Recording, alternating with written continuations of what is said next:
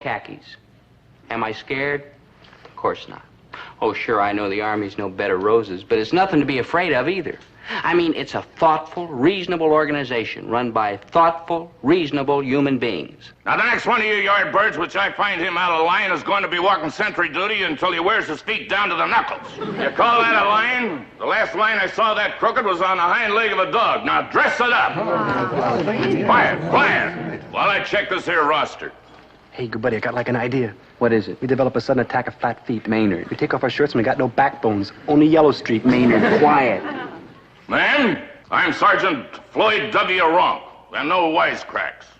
And I'm here to see that you mutton-headed recruits get to camp the way you're supposed to. The last bunch of yardbirds, which they were supposed to get there themselves, climbed up in the wrong bus and wound up in a rutabaga patch in Akron, Ohio. You're now under military jurisdiction.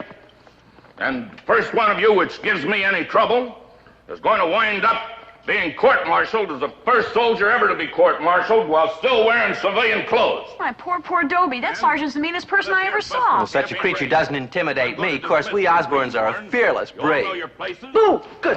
Great.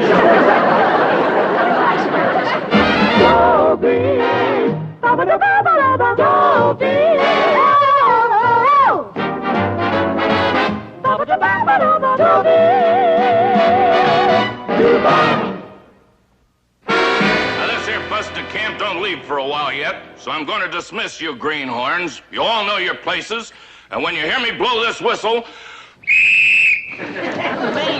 I want you to get back here in the double. You understand? I don't want nobody to leave the area. I don't want nobody to do anything that'll bring disgrace on a proud uniform, which you're going to be wearing. I don't want you fraternizing with no enemy. And I want you to discuss no military secrets. You understand? Dismiss! Dad, I gotta talk to you. Quiet, don't we allowed to discuss military secrets. Maynard, let go. Dad. Shh, good buddy, I'm keeping you out of trouble. Maynard, let go. We don't know any military secrets. Like we don't? Like we don't.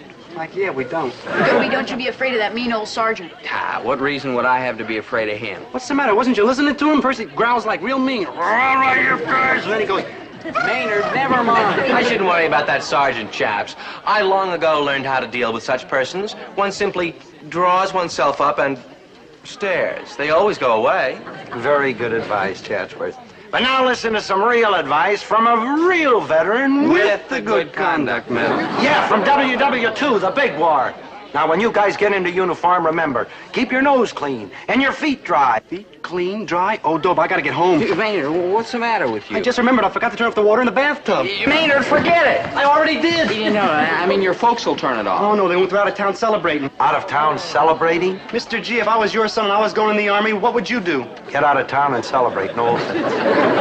Gee, Maynard, you can't go. The bus is going to take off any minute. So's my house. Maynard. I got the rowboat to be like Budsville, like Bido. Maynard, what if he doesn't get back in time? The Army will celebrate. That bus leaves without him, he'll be a deserter. They'll shoot him. Now keep calm. There's nothing to worry about. Follow in, recruits. The bus leaves in 3 minutes. There's something to worry about. I gotta get Maynard. Dobie, you can't go. You have to go to the bathroom. There's no sense both of you going to the courthouse. But, Dad... And besides, with your luck, you'll probably wind up in the same cell with them. Hey, you soldier. You with the 3 chaperones and the weak chin. Get in line. Captain, may I make a statement? It's Sergeant and no. But Me no buts, Buster, and clam up. You're Gillis, Dopey, huh? Hold it. The name happens to be Dobie with a B. Flat out, civilian. Now, just a darn minute. I happen to be the boy's father and a taxpayer and a veteran with the Good Conduct Medal. And what? Dismiss. Right.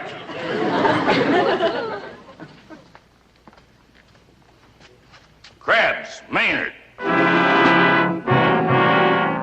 Krebs, Maynard. Krebs, Maynard. Krebs, Maynard. Failure to report. Absent without leave. Desertion. Brother of I glad I'm not in his shoes. Sir, did you say Krebs Maynard? Yeah, where is that good-for-nothing deserter? Oh, he's here, sir. He's here. Well, then why doesn't he answer? Oh, well, he didn't recognize the name. You see, sir, he only answers to Maynard G. Krebs. All right, all right. Where's this Maynard G. Krebs? Oh, coming.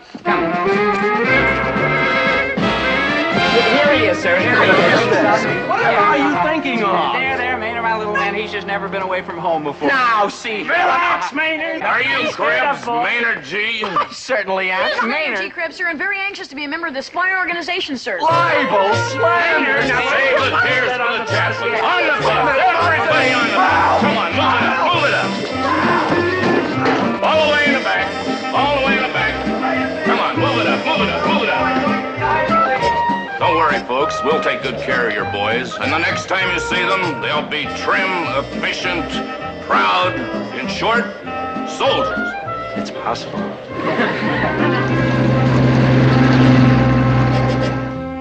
So that's how Chatsworth Osborne Jr., gentleman and millionaire, became Maynard G. Krebs, slob and pauper. I can't say that Chatsworth was entirely pleased about it. Help. Help. Let me off this vehicle at once. Help. Chatsworth, you can't let Maynard down now. Want to bet? They catch him and punish him for what happened. You know what they'll call you? A patriot. No. Chatsworth, just let him think you're Maynard until we get to camp. Please. The real Maynard's a cinch to show up by then. Please. Oh, Dobie, do I have no objection to helping an unfortunate wreck like Maynard? I mean, after all, we aristocrats owe a certain obligation to our underlings. But this entire situation is so degrading. I mean, a man of my wealth and social position riding on this... What did you call it again? Bus. Oh, yes, bus. How picturesque. Oh, come on, Chatsworth. If Maynard starts off his Army career by getting in trouble, it'll ruin everything for him. I'm sorry, Gillis, baby. It's simply too outre. I'm going to tell that sergeant... You're going to tell the sergeant what? Oh, nothing, sir. Nothing. Don't sir me and shut up. Now, what's your problem, Sonny? This is all a ghastly mistake, my being in the Army. It could turn out that way, but we've handled harder cases before. But you don't understand. I am not Maynard G. Krebs. I am Chatsworth Osborne Jr. from the big white house on the hill with a 16-foot fence around it with a broken glass embedded in the top of the fence. You're what? Sergeant, could I talk to you a minute? Now, what is all this? Well, you see, sir. Don't sir me. Oh, yeah, well, you see, Sergeant, it's my friend Maynard G. Krebs. He's a little, shall we say, excitable. Shall we say nuts? Not really. You're telling me not really. I've seen guys trying to bug for a Section 8 before. Section 8? Yeah, a psycho discharge. Who's he think he's kidding? You got to get up early in the morning to get anything over on Floyd W. Wong. Now, as you were saying, Sonny? I was telling you, Sergeant Rock, baby, that I am Chatsworth Osborne Jr. Well, isn't that nice? I'm Rex the Wonder Horse. We must go riding sometime. Hey!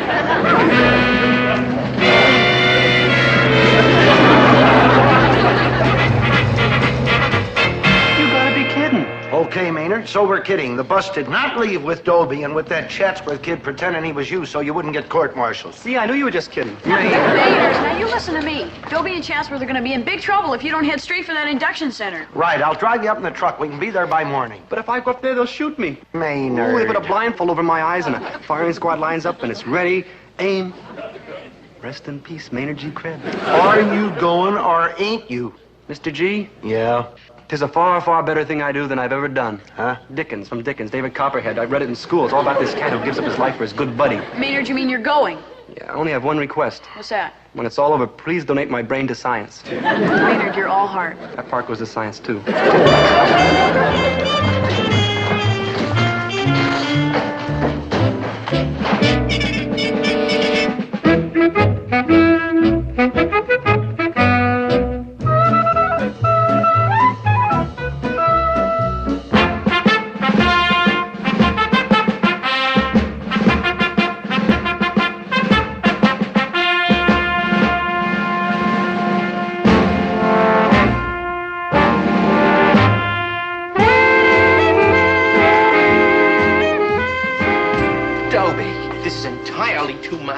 will not stand another minute of this indignity. Quiet, Maynard. Maynard! Oh, the shame of it. All right, you yardbirds, move along, move along. Close it up, close it up. Sergeant, my congressman is going to hear about this. In fact, I'll go even higher. I'll tell my mother. I am not Krebs. I am Chatsworth Osborne Jr. Still, don't you ever get tired of being Osborne Chatsworth Jr.? Wouldn't you like to be Napoleon for a while? You'll pay for this, you Move lowborn along, Krebs. person. Egad, what was that? Your shots, boy. Tetanus, typhus, and stuff like that. Shots? Needles! I always faint when I get shots. There aren't any needles. This is a pneumatic gun, the newest method for giving shots. It's painless. You're perfectly all right. Oh, am I? We'll see.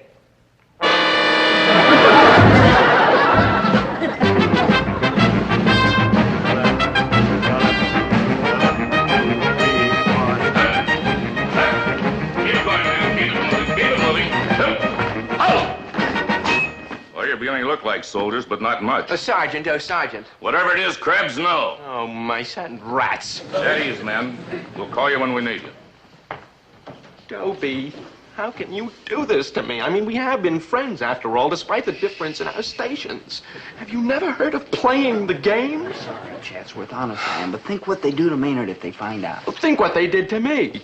Poked and prodded and undressed and inoculated me. And the crowding insult of all these clothes. Gillis, baby, just look at me. If my tailor saw me now, he'd swallow a mouthful of pins. Chatsworth, be a good guy. Just stick with it a little while longer. Maynard's bound to get here soon. Not another minute. Gillis, Dobie, you're next. Sir, that's... never mind. Now, see, At Sergeant. ease, Krebs. The tests are about to begin. Tests. I shall not take any tests. I absolutely refuse. Okay, Krebs. You mean I don't have to take any? Not if you don't want to. I certainly do not. Good. Because I need a volunteer to clean out the garbage cans at the mess hall. Garbage cans. Tests? You leave me little choice. And 3 years of high school, Private Gillis. Yes, sir. 3 years. Did you win any particular distinction in high school? Yes, sir. One. What was that? I graduated. I see. Tell me, Gillis, what was your principal objective in high school? To graduate. I see. And what was your principal activity in high school? Trying to graduate, sir. Don't call me sir. Yes, sir. One last and obviously futile question, Gillis. Do you have a working knowledge of any foreign languages? Sir, I have enough trouble working in English. Thank you, Private Gillis. Yes, sir. Anything else, sir? I hope not. Krebs, Maynard G. You're next, Krebs, or Osborne, or George Washington, or whoever you think you are now. Very humorous, I'm sure. Come on. Sit there. Watch this one. He's trying for a Section 8. Gotcha. Now then, Private Krebs. I am neither a private nor a Krebs. Look, Wister, you look like a moderately intelligent man. Will you get me out of these ghastly surroundings? Sure, boy, sure. Let me ask you a few questions first. For instance? For instance, do you have a working knowledge of any foreign language? Working knowledge? Oh, my dear chap, I can pass for a native in all the capitals of Europe and the Orient. I see. Do you speak French? Mais naturellement, mais oui, rigolo. J'ai passé toutes mes vacances depuis mon enfance sur la Côte d'Azur. You do speak French. Of course, doesn't everyone? Well, how about Italian? Ah, Italia! Quante notte che non passeggio sul Rialto ad ascolto alla musica della gondoliere al chiaro de luna. Well, how about German? Die grünen Ufer des Rheins, die Oldenburgen, der Schwarzwald, die Trinklieder von Alt-Heidelberg. Trink, trink, la. Chinese? And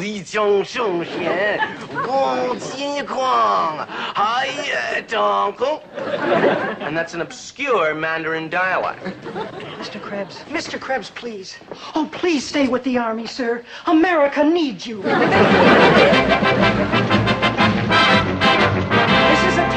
determine your ability to learn Morse code signals. When you hear this sound, dot dash, you will write the letter A. When you hear this sound, dash dot, you will write the letter N. When you hear this sound, dot dot, you will write the letter I. Does everybody understand? Now, write down the letters on the test papers as you hear them. They will be transmitted slowly at first, then faster. Are you ready? Begin.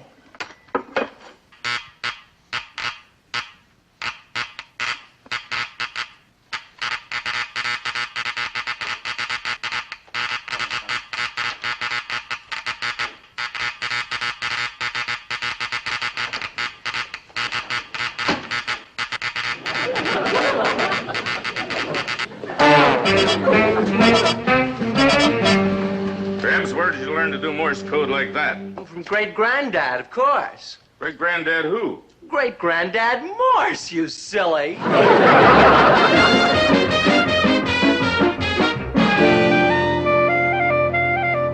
Soldier, I'm Dr. Worthington, and it seems we have a little problem. Oh, if you care to tell me about it, perhaps I can help you. No, you have the problem. Wait! I am wealthy, talented, debonair, charming, appealing, suave, and brilliant. Where's my problem? Aha. If you really believe that, then you are exhibiting the classic symptoms of, well, it's a medical word that would be meaningless to a layman. I presume you're referring to megalomania, a word which I must point out is completely inapplicable in my situation. Very interesting. And just why is the word inappropriate in your case, may I ask? Certainly you may ask. How else will you learn anything? Always eager to help. Now, the term megalomania refers to a species of mental aberration characterized by delusions of greatness or exceptional ability or extreme wealth or power. Am I not correct? Of course I am. The question was merely rhetorical. Now, the key word in the description I just gave you is delusion. I refer to delusions of greatness or extreme wealth, you'll recall. Of course you do. Now, follow my reasoning on this point. I think you'll find it rather edifying. It's a technique I absorbed from the great Professor Gestalt of Johns Hopkins. Now, a delusion of exceptional ability or great wealth means that such a quality does not exist in the person who claims it. True? Of course it's true. But I do possess exceptional ability. Check my IQ. And extreme wealth. Consult Dun & Bradstreet. And great charm. Ask any woman. So we have not here a question of delusion, but a verifiable fact. I rest my case. Very enlightening, Private Krebs. Naturally. And the name is Osborne. It's the Army that is suffering from delusions. You mentioned Professor Gestalt. Do you know him? But of course. Mumsy will have her neuroses treated by no one else. The Professor Gestalt? Professor Hugo Gestalt? Good old Hugh. A brilliant man. Brilliant. An atrocious croquet player, and he eats like a horse, but a superb scientist. Krebs, do you really know the great Gestalt? The name is Osborne, and yes. Well, Osborne, I really don't know just how to put this, but... Don't hem and haw, Sigmund, baby. Get to the point. Well, what is Professor Gestalt's real views on the dispute between Young and Advert? I mean, as regards the field theory of... Field theory of motivational Yes. theory. Yeah, it's very interesting that you should ask that, because just the other night when old Hugh was over to dinner at the house, along with Professor Grogarty. Professor Grogarty! Now remember, Maynard, when you sneak into that camp, you gotta make out like you've been there all the time. Don't worry, Mr. G. I'll remember. And remember to say you came up on the bus with the other recruits. I'll remember. And don't get excited at anything they say to you. You've missed a lot, and you're gonna have to fake it. I'll remember. Good. Now let's go over the strategy again, Maynard. Repeat to me what you're going to do when you get to camp. Forgot? Good thinking.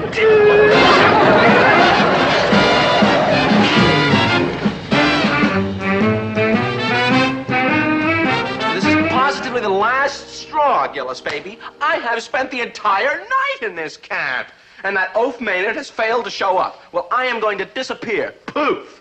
And let the chips fall where they may, preferably on Krebs. No, I won't try to stop you, Chatsworth. I guess the whole scheme was just too ridiculous and impossible and hopeless. You rang?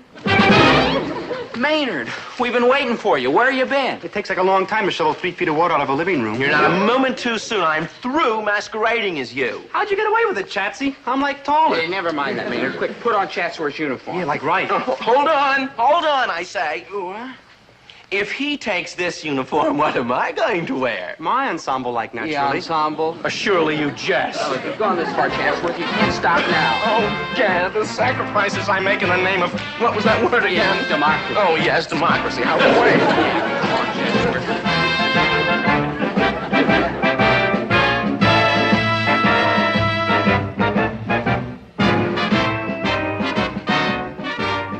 Maynard, Chatsworth, aren't you ready yet? Chatsworth's like Bashford. Oh, how humiliating.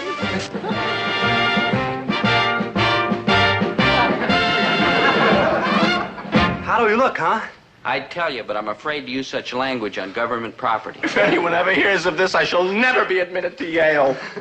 Chatsy has the screwiest looking outfit I ever saw. You look like this all the time. Do I, good buddy? You do, Maynard. No offense. No offense. So one of my folks went out of town to celebrate. Dobie Gillis. Oh, Chatsworth, you gotta get out of here fast. Dear me, I shall never see Osborne Manor again. Quick, here he comes. Farewell, oh happy warriors. Farewell, go. Good morning, Sergeant. Like, good morning, sir. Don't salute me and don't call me sir, soldier. Like anything you say, sir. Oh, comic, huh? What's your name, Yardbird? Krebs, Your Honor. Krebs. Yes, sir, your sergeantship. Maynard G. What sort of a game are you playing here, soldier? You can't be Maynard G. Krebs. That's what my father kept telling the hospital, but they had proof. Gillis, what goes on here? Oh, well, you see, Sergeant, since last night, Maynard grew a beard. Impossible. No, it isn't. Lots of fellas grow beards. Quiet. It's impossible. A beard couldn't make that much difference. Oh, yes, it could, Sergeant. It changes his entire personality. Makes me like a different person altogether. Ah, come off of it, both of you. You can't be Krebs. Sergeant. Your Honor, your worship, would a fellow say he was Maynard G. Krebs if he wasn't Maynard G. Krebs? Not if he was on his right mind, he wouldn't. Rest my case. Yeah. Gillis, please. Say that I ain't seeing things. Say that this creep ain't Maynard G. Krebs. Say anything. Anything? Maynard. Sergeant, I wouldn't fool you. I've known Maynard all my life, and that's him, all right. Want to see my birthmark? It's like a bad dream. How about my fingerprints? It's spooky. I can show you my tonsils at home in a glass jar. Sergeant, I'm telling you the truth. On my honor as a citizen of the free world and a soldier in the U.S. Army, that is Maynard G. Krebs. Pleased to meet you, your officership. All right, men, line up. I've got some announcements. Fall in. Corporal Wister from the testing office will now read the assignments for your upcoming duties. At ease. Recruit Carver, Huey, Cooks and Baker School. Recruit Framus, Tyler H., Communication School. Recruit Gillis, Dobie, Infantry School. Men, I'm proud to announce that I have recommended that one of you be sent directly to OCS after he has finished basic training. This soldier received the highest scores ever recorded in this camp on the General Intelligence Test, the Code Adaptability Test, and the Language Aptitude Examination. This superior fellow is recruit Maynard G. Krebs. Hey, that's like me. Like, thank you, your corporalship. No, soldier. I said Krebs. I'm like Krebs. No. Maynard Krebs. I'm like Maynard Krebs. Maynard G. Krebs. I'm like Maynard G. Krebs. No. I mean, you can't be Krebs. I mean, he's not Krebs. I mean, it's impossible for you to be It Krebs. ain't no use to fight it. No, he can't be Krebs. Corporal, it's the beard. You he's see, it Krebs. changes it. Yes. Oh, You want to see my birthmark? This is worse than a bad dream. How about my I mean, it's spooky. I can show you my tonsils at home in a glass jar. I've known this boy all my life. He's It's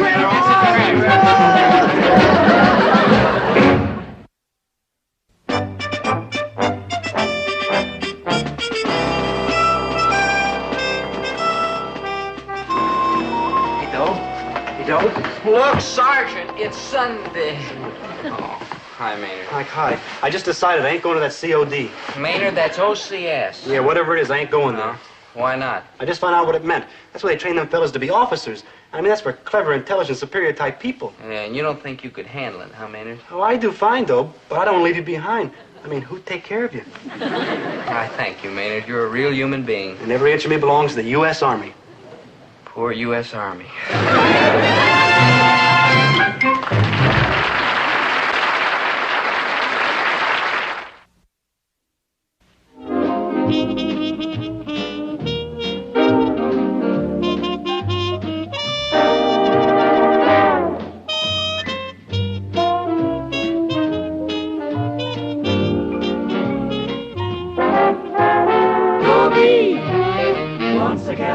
creamy Dobie. Wants a gal who's creamy Dobie. Wants a gal to call his own. Is she blonde? Is she tall? Is she dark? Is she small? Is she any kind of dreamboat at all?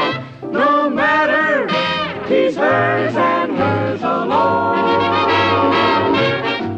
'Cause Dobie has to have a girl to call his own.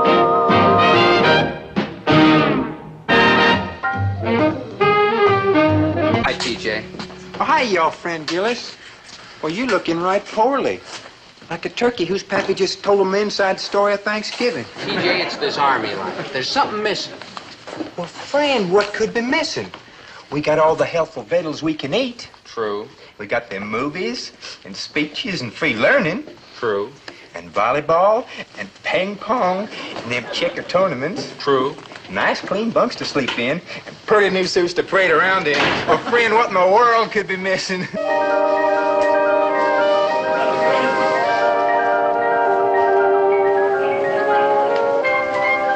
Does that answer your question?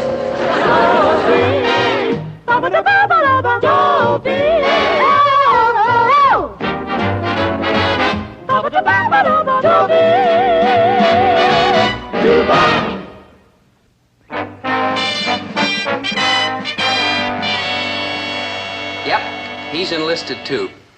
You see, a few weeks ago, right after I graduated from high school, I decided the time had come to put in my Army service. And a fella's got to do some thinking in the Army, just like he has to do some thinking every place else. I look like a pretty rugged soldier, huh? Well, I am. The Army's hardened me up plenty. The grueling work and discipline have toughened my character. And if I don't get a date with that girl Betsy I met in the PX pretty soon, I'm going to throw myself in my bunk and beat the pillow with my little fists until they turn red. But I'm not discouraged. There's one lesson the Army's really taught me. Never take no for an answer. No! I won't take no for an answer. You just did. Betsy, listen. Dobie, you seem like a very nice boy. Oh, I am. Dogs stop me in the street just to lick my hand. But the answer is still no. I've made it a policy not to date the soldiers on this post. Well, who's a soldier? I'm just a displaced civilian. No. I'm practically a secret weapon for the Russians. No! It's, fellas, do you mind? Do you mind? Excuse me, please. Please, fella. Thank you. Look, Betsy, Saturday night I get my first date since I've been in the Army. And unless you go out with me, I'll fade away into a mere shadow of a human being. My uniform will run around saluting and drilling with nothing inside of it. You know you are cute. You are the moon and the stars. All right, I'll make a deal. I will go out with you Saturday night on one condition. Anything, my angel. Shall I climb the highest mountain, swim the deepest ocean, cross the hottest desert? No, get a date from my roommate, Susie. Ah, but of course, my sweet. There's 100 fellas in my outfit who would happily fling themselves at her feet. Not Susie. They'll whine her, dine her. Damn. What's the matter with her? Well, let me put it this way. She's kind, she's sweet, she's intelligent, she's sensitive, she's... The creature from the Black Lagoon? What's a picture of? Uh-huh. Yeah. Well, we have till Saturday. Couldn't we rush her to a plastic surgeon? Oh, come on now, Betsy. Let's forget about her. No, a date for Susie or no date for you, Buster. Just face up to it. Well, I'm trying, but this is a pretty rough face to face up to. Well, let's drop the whole thing. Hey, no, Betsy, please. This isn't fair. Fella who'd go out with her would have to be a candidate for the funny farm. You right? Hi, Maynard, old pal, old friend, old buddy. Good to see you. Like, thanks, Dobe. It's heartwarming to my warm heart to know that I'm wanted. Oh, you're wanted all right, Maynard. Boy, are you wanted. Yeah, my folks didn't want me. Maynard, that's not true. They wanted a baby. Maynard. For 12 years, my father kept suing the hospital. Maynard. They wouldn't take me back. Maynard, please. He even offered to trade him even for the incubator. Maynard, enough! Well, what do you think, Betsy? A girl with Susie's looks and track record is in no position to be choosy. Great.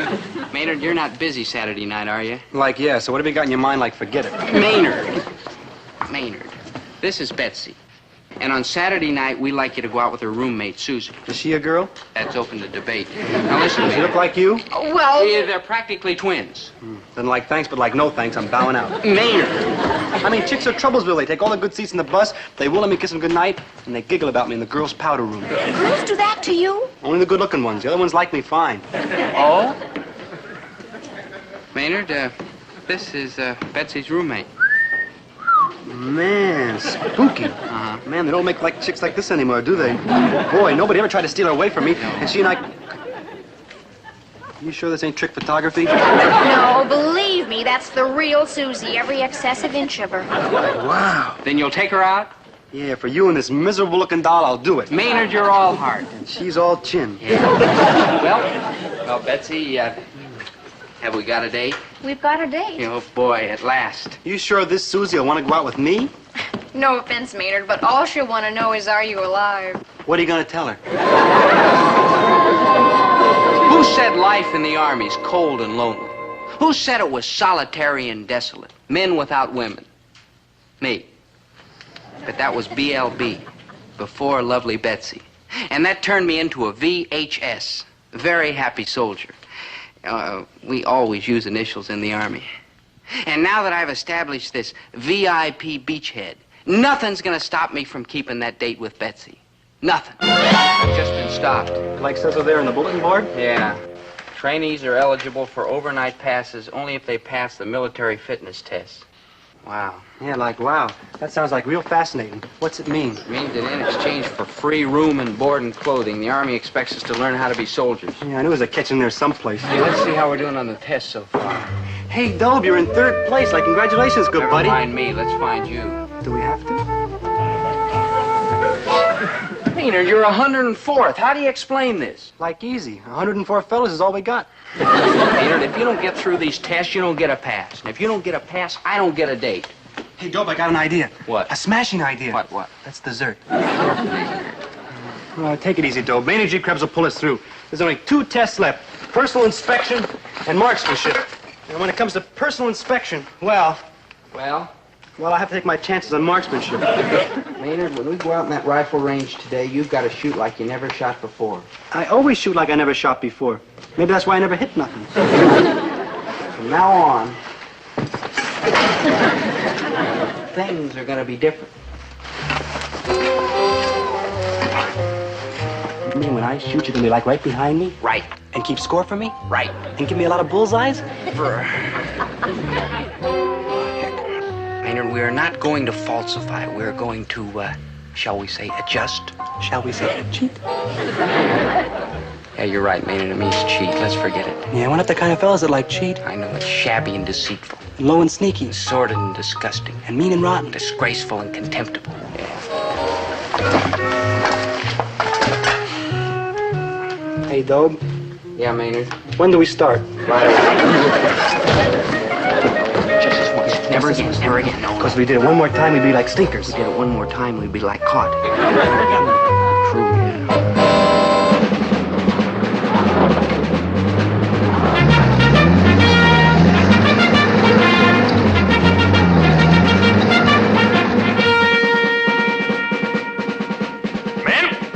I am your trained fire officer, Lieutenant Merriweather, and I'm here to tell you that this is the moment when a soldier finds out if he can handle this. May I have it, soldier?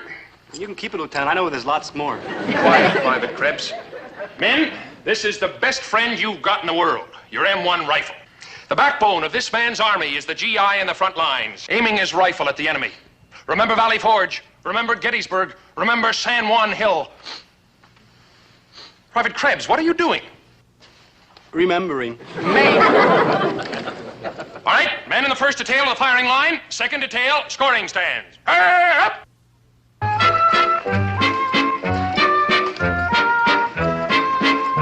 first position will be standing. Assume the position and fire when ready.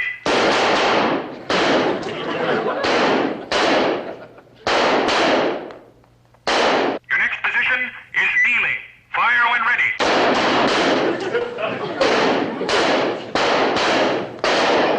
Now remember, men, we're operating under the honor system. Yeah, we sure got the system. Your next position is prone. Fire! You gotta move faster, Waldo.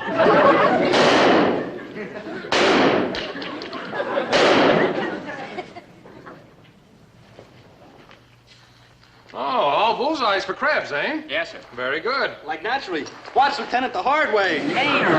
This marksmanship test is not to be taken lightly. Every shot counts. Why, sure, Lieutenant. Your life and the life of the man next to you may depend on your accuracy with a rifle. Valley Forge, Gettysburg, San Juan Hill. All these battles were won because soldiers did not shirk their duty, because each had learned to fire his rifle. Yes, sir.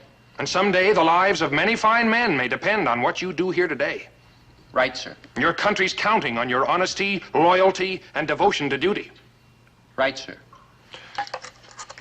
Your next position is sitting.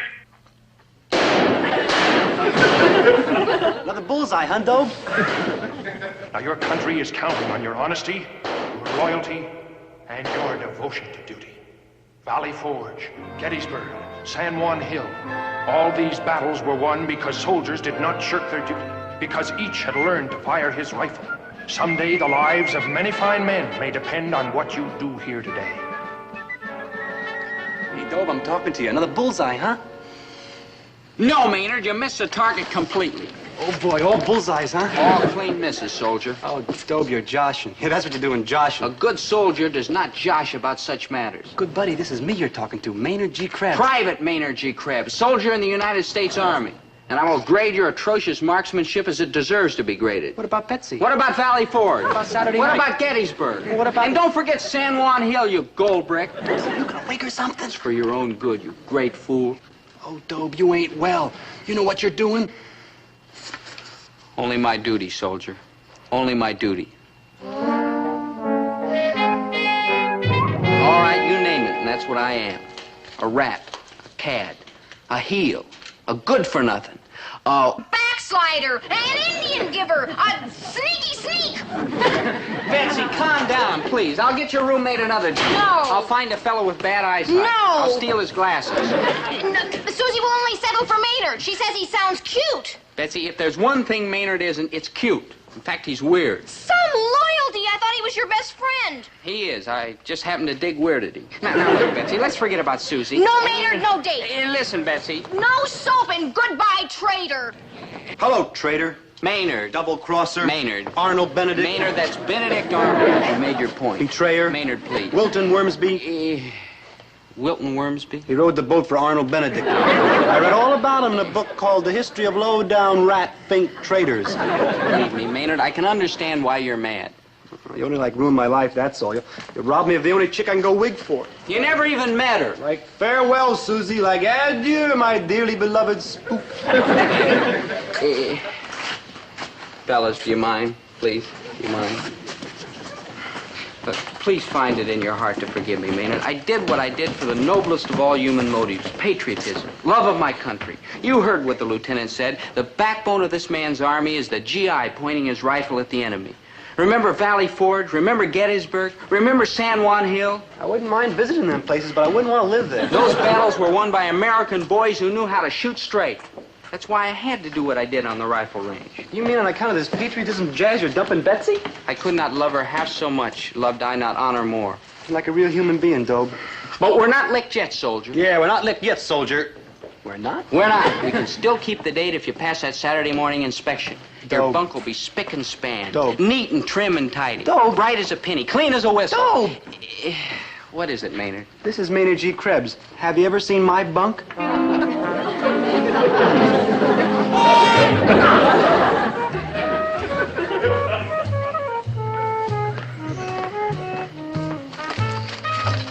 Maynard, how do you get your bunk so messy? I stay up late at night.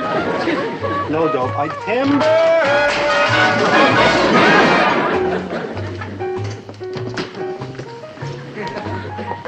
Oh, no, Dobe, not my footlocker. You don't open my...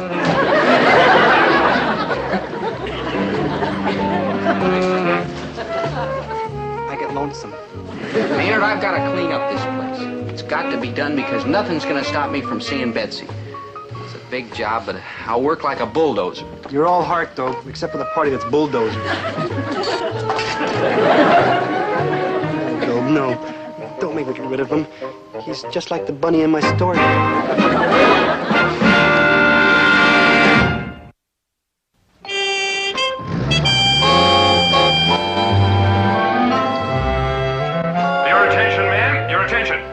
Your first weekly inspection will be at 0900.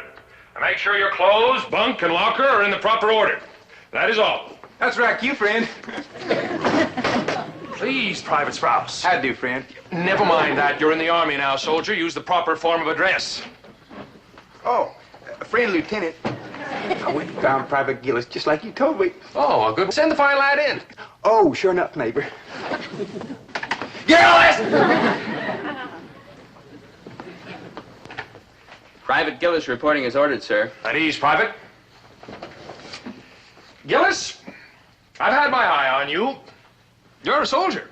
Now, I'll wager your military qualities run in the family, eh, what, soldier? Well, I don't like to brag, sir, but in the war, the big war, WW2, my dad was a first sergeant with the Good Conduct Medal. Ah, I knew it, yes. Yes. Well, when you next write to Dad, Gillis, you tell him you're on your way, too.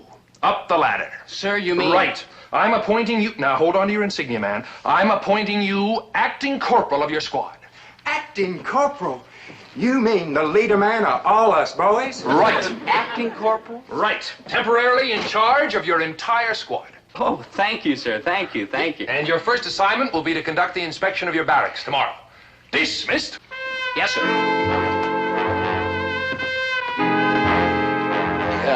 Sir, you mean you want me to inspect the fellows in my own barracks, flunk whoever I want, pass whoever I want? Right.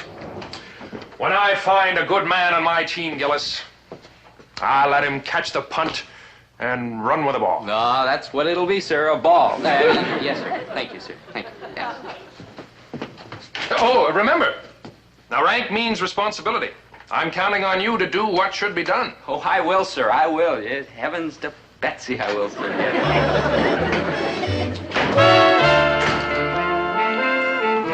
How do I look, Dobe? Like pretty military, huh? Maynard, one look at you and the enemy would surrender. You really think so? No. Me neither. Don't worry, Maynard. Everything's under control. Come on. Maynard, I'm making the inspection. Understand what that means?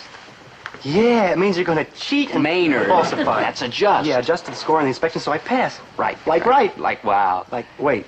Wait. You sure you're not going to come all unglued again, Dobe? Maynard. I mean, on the rifle range, you came all unglued. I mean, all about San Juan Hill and Gettysburg and all like that. That was entirely different, Maynard. Learning to fire a rifle is a matter of life and death. This is just a barracks inspection. Yeah. Raise your hand and promise. Maynard, we're not going to lose a war because you can't make your bed or your footlocker sloppy. Yeah, good thinking, Dobe. Great thinking. Thank you, Maynard. Good, great sloppy thinking. Mm-hmm. Line up by your bunks. Acting corporals, begin the inspection. This is it, Maynard. That's what it is, it. Yeah.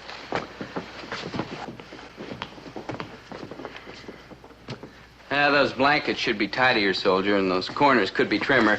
But since you're new in the Army and you tried hard, no gigs. I have a word for you men who are conducting the inspection. You're responsible for turning a routine exercise into a valuable, life-saving lesson. The soldier who's careless in inspection is the soldier who will be careless when the chips are down on the battlefield. The soldier who makes his bed improperly is the soldier who will load his rifle improperly. Hey, Dobe, you're getting that look in your eye again. I mean, don't go wig again. I mean, like, snap out of it. Like, forget Valley Forge. A sloppy bunk means an unreliable fighting man. The training for battle begins in the barracks. Remember Valley Forge, Gettysburg, San Juan Hill. Private Quimby, for that miserable sloppy blanket, 3 gigs. Ooh. For those messy corners, another 2 gigs. Ooh, that smell. Oh. Our country's wars were won by men who never neglected details. The soldier who forgets to button his shirt is the soldier who will forget his ammunition. And the soldier who doesn't shine his shoes is the soldier who will forget to oil his machine gun. Right. How do, friend? Stand at ease, soldier. Now, about your uniform. It's real pretty, ain't it? Private Sprouse, for the atrocious condition of your uniform, 4 gigs. But, friend, Talking back, 2 gigs. And for the dusty shoes, another 3 gigs. Ain't that something? The demerits you give on this peaceful morning may someday save a comrade's life. Remember Valley Forge, Gettysburg, San Juan Hill. Do it again, Dobe. No. Dobe? Hey, Dobe. You didn't mean what you said to old TJ, did you, huh? Get back to your bunk, soldier. Dobe, it's me, your old schoolmate, Maynard G. Krebs. 2 gigs for insubordination. Oh, Dobe, you're flipping again. Isn't 2 gigs enough? Yes, Your Honor. Stand at ease, Private Copper. Uniform looks passable. Bed looks GI. Private Carver, this footlocker's disgraceful. Socks not folded properly, dust in the lid, shirts in the wrong corner. A total of 7 gigs, Private Cobber. Inexcusable. Remember, this country's wars were won by men who never neglected details. The soldier with a dirty footlocker is a soldier with a dirty rifle. You're not doing your fellow soldiers a favor by being easy on them. What your buddy learns now may someday save his life. Be firm. Be tough. Someday your buddy will thank you for it. Private Krebs? Don't you hate yourself Saturday For night? the pathetic condition of your uniform, 6 gigs. And you call yourself a soldier. No, I don't. Only my draft board. No talking to your life. What about this dust? What about Betsy? What about this footlocker? What about the date? What about Valley Ford? What about going to town and tripping the Wall Street and the Fox? What about Gettysburg? Oh, Dobe, you're sick. I mean, like you need help. And don't forget San Juan Hill. Oh, I'm like doom. Oh, you poor dear fool. Someday you'll realize I'm only doing this for your own good. Dirt under the mattress, 4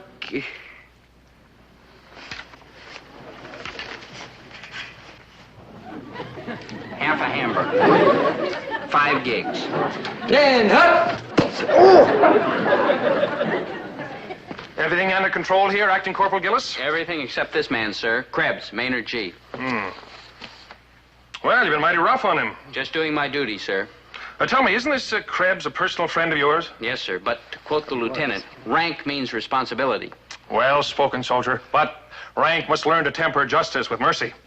But, sir... No talking rank, soldier. Now, this man has had a very rough 4 weeks. Oh, they've been like miserable. He's obviously done his best. My miserable best. So I think we'll forget the demerits this time and give him one more chance. You mean like pass? For the time being, yes. I think it might be a good idea for you to get away from the post for a few hours. It is my dearest wish. But, sir... Talking again, huh? Private Gillis, I'm proud of you. You've been a bit overeager, perhaps, but I know you've done this to your best friend, the better to prepare him for the battle. That's true, sir. And, Private Krebs, be grateful. Friends like this are hard to find. Not for me. Oh, y'all friend or foe? Private Strauss. Oh, how do, friend? Private Strauss, do you know the first general order of a sentry on duty? Well, no. Oh. Well, let's be fair about this, friend Lieutenant. Me and my buddies have just been in the Army for a short spell. And I mean, you can't expect us to know all them general orders and such in such a itty-bitty time now, can you? You know, I think I can. Oh, I think you're funning me, friend Lieutenant. Nobody could know all that stuff except some cotton-picking military genius. He might just be. Private Strauss, report to the Corporal of the Guard. Tell him you're being relieved of duty. By who? By a cotton-picking military genius.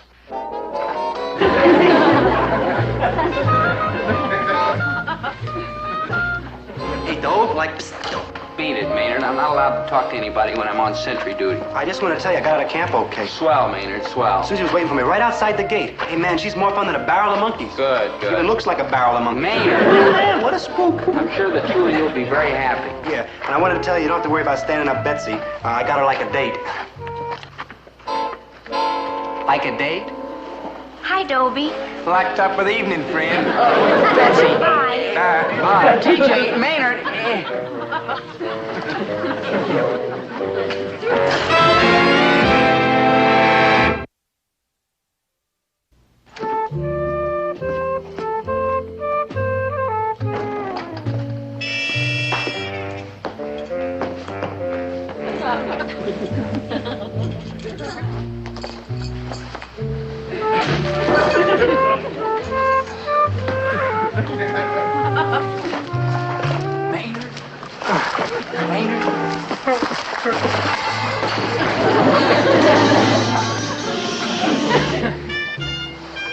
Maynard, where have you been? It's after 3 o'clock.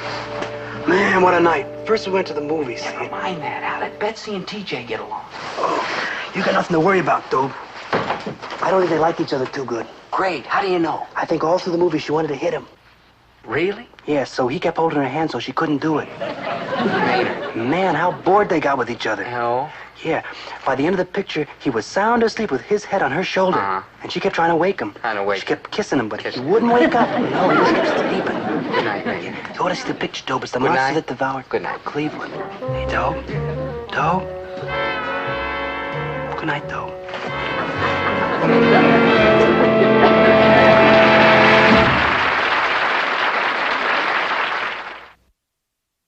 Raconteur and gourmet invites you to inspect his shiny new trinket.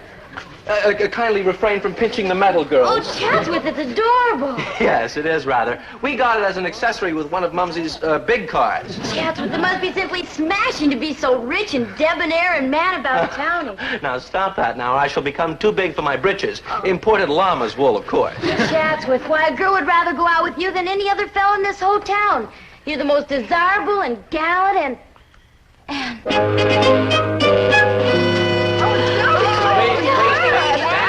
hot breath is melting the crease in my uniform. Oh, Dobie, you're so dashing, so manly. Don't forget rugged. We fighting men like to think of it as the look of eagles. Hi there, civilian. Girls, do not be fooled by the uniform. He's still nothing but a low-bred oaf. Oh, Dobie, there's just something about a soldier. So heroic, so fearless, so soldierly. Yes, my dear. Compared to us soldierly types, civilians are nothing but pampered playboys.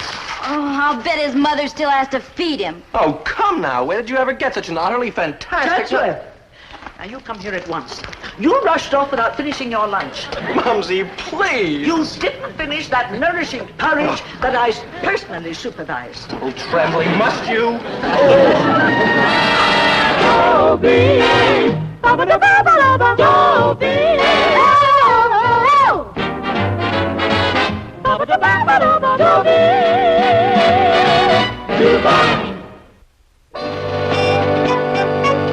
Remember me, Dobie Gillis, former civilian? What am I talking about? Former civilian. Only the uniform's military.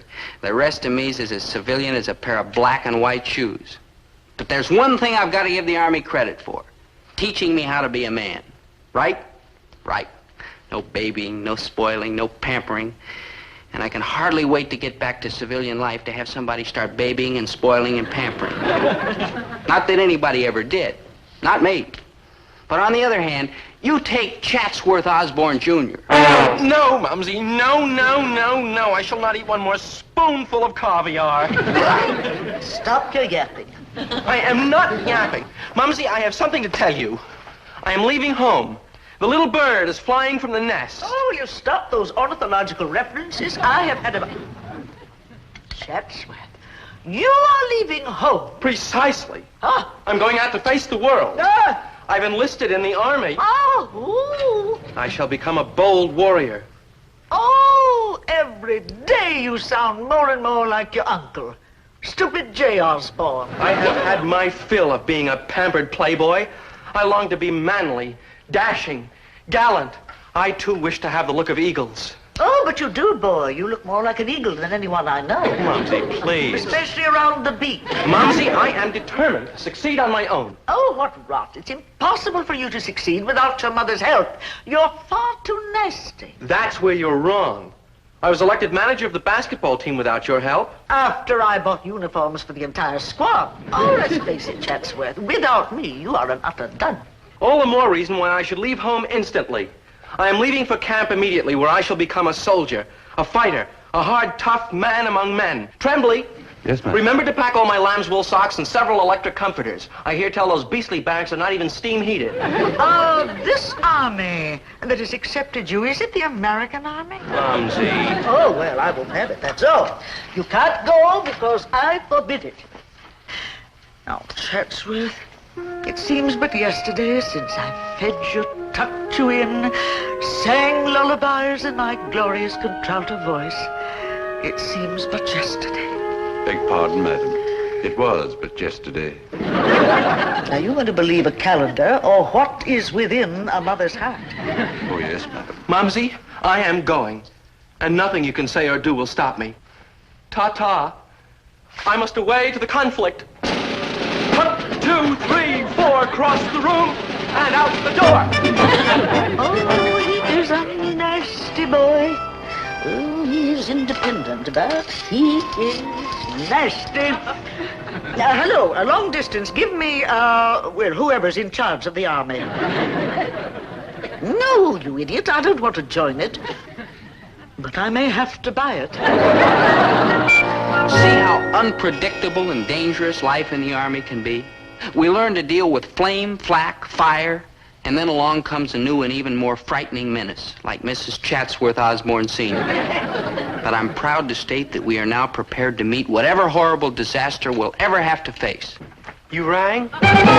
Good buddy, guess what? What? It's the scariest thing that happened since we joined the Army. It's so scary, I'm scared to tell you. Stop pestering me. I told you I was too scared to tell. Okay, I'll tell you. Guess who's in the Army and coming over to join our platoon? A wild guess. Bridget Bardot. I said a wild guess. Rex the Wonder Horse. You're getting closer. Maynard. It's Chatsworth Osborne Jr. Chatsworth Osborne Jr.? Yeah, maybe we ought to like surrender the Russians right now, huh? Maynard, you gotta be making this up. Chatsworth's mother never let him join the Army. Anyone for war? Chatsworth, what are you doing here? I decided to join up and improve the Army's morale. It was the least I could do. And you're in our platoon? But of course. Repping good luck, isn't it? Oh, boy. Like oh ditto. Yeah. You chaps don't appear exactly ecstatic to see me. What is it, pray tell? Oh, nothing, Chatsworth, nothing. You just don't want me, that's all. Don't try to hide it. I'll try to get transferred to another platoon. I'll help you. Maynard. I did so want to mend my ways and cease being Chatsworth Osborne Jr. foul ball and become Chatsworth Osborne Jr. soldier. You really mean that, Chatsworth? Oh, Dobie, do it is my heartfelt wish. Then you deserve a chance, even though you were kind of a problem dust in high school. No offense. No offense. Yeah, even if you was a low-down rat in high school. No offense. Chatsworth, we're gonna get you started right in the Army. Yeah. Wait. Hey, fellas, come on over and meet Chatsworth Osborne Jr. He comes from our hometown, and he's a regular guy. Yeah, he's a regular guy. He lives in a 48-room house on a 50-acre estate surrounded by a 16-foot brick wall. With broken glass embedded in the top. Glorioski, I feel good all over.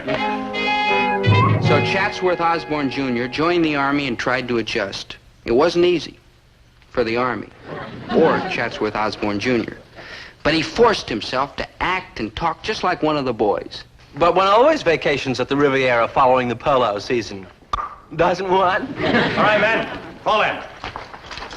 I ain't gonna give you the rest of the afternoon off till you run through the manual of arms. Oh, great, that's a cinch. And you better run through it correct. Sergeant, surely you don't mean the regular manual of arms. I sure do. And what's wrong with the regular manual of arms, Osborne? Nothing at all. It's really quite pleasant. But don't you think that the Queen Anne salute is ever so much more chic? What kind of salute? Queen Anne, as practiced by Her Majesty's Royal Fusiliers. Observe.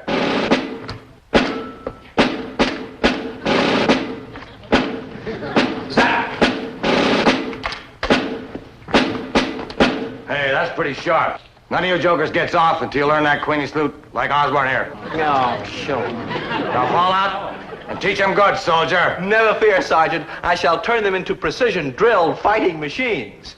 It is really quite simple, fellow musketeers. One simply grasps the rifle thusly and gives it a sharp kick with the striking foot. Darn that Chatsworth. We tried like the dickens to teach him the things a normal fella has to know if he's going to get along in this world. How to avoid work, how to goof off without getting caught, like that. It took a lot of effort, but finally he started to catch on. The proper technique for getting along is to volunteer for everything. That's the proper technique for becoming a hospital case. Chatsworth, you've got to stop volunteering and showing off, or the fellas are going to murder all of us. Yeah, we come from the same town, so we're up to our elbows with you, like 3 peas in a pot. Maynard, that's pod. Dear, I suppose you're right, Dobie Doo. I simply must learn to curb my natural superiority. You can do it, Chatsy. I did it, and now nobody knows I was like naturally superior. Before I turn you loose to get cleaned up for chow, I want to run through this hand-to-hand combat we've been learning. You. Like me? Like you. Like me? Like you. Like me? Don't nobody move. There's like a sneaky ventriloquist around here someplace. Cut that blabbering, Cribs. Front and center. Now, let's say I'm your enemy, and I have a knife. I'm coming at you. What do you do? I'd like to become your friend. No. Cribs, you're a hopeless case. Like whom among us is perfect? Osborne, you come with me. Now, don't be afraid. I'm not going to hurt you. Tarnation! Hey, that was a pretty smooth trick. Where'd you learn it? It's just a little dipsy-do I picked up from Mumsy. Mumsy? Yeah, she teaches dirty fighting to the commandos. Where are you Yardbirds going? Well, we got to get cleaned up for chow, Sergeant. Nobody leaves this spot until they learn that little dipsy-do that Private Osborne picked up from Mumsy. Start demonstrating, Osborne. I shall be honored. Now, cronies, the basic element of hand-to-hand combat is leverage. Behold, I shall demonstrate with all of you. You first. One grasps the opponent thusly, and then... I did it again, huh? I would say you did it again. But I just can't help it, chaps. You see, I come from a long military background. And you're heading for a short military funeral. All right. It will not happen again. I shall lower myself to the level of you common men, or I am not Chatsworth Osborne, Jr., gentleman, scholar, and noble gladiator.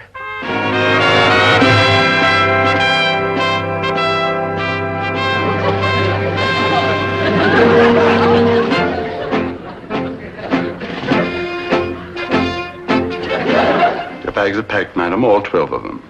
And the trunks? All 12 of them, too, madam. Good. I shall go to Chatsworth camp immediately. Madam, What is it? Speak up, man.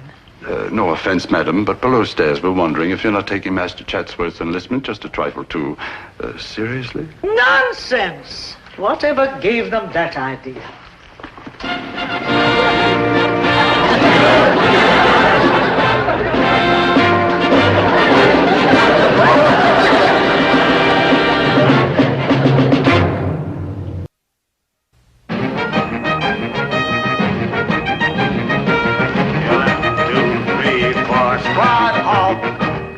Left face. At ease. We have 5 minutes before chow, men. We're going to brush up on a military field manual. What is the first mission of the commanding officer in analyzing training directives? Anyone? Osborne? The first mission of the commanding officer is to attain and maintain a prescribed level of combat operational proficiency. Excellent. Now, what is the second mission of the commanding officer in analyzing training directives? Anyone? Osborne? The second mission of the commanding officer is to conduct replacement training in training units for specialized operations. Correct. What is the third mission of the commanding officer in analyzing training directives? Osborne, you know that. I haven't the faintest idea, Sergeant. You men have been slopping around like a bunch of tired washerwomen. Now, who wants to make up for it by volunteering to carry dispatch to company headquarters? Boy, what a bunch of gold bricks. Attention! Dismissed.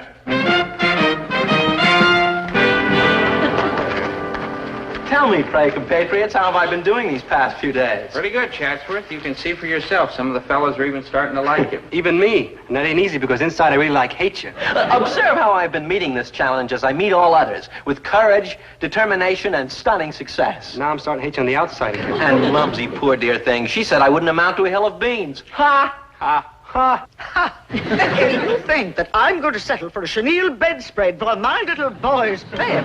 Ha! I want pure silk, or I'll fly my own in from the Orient.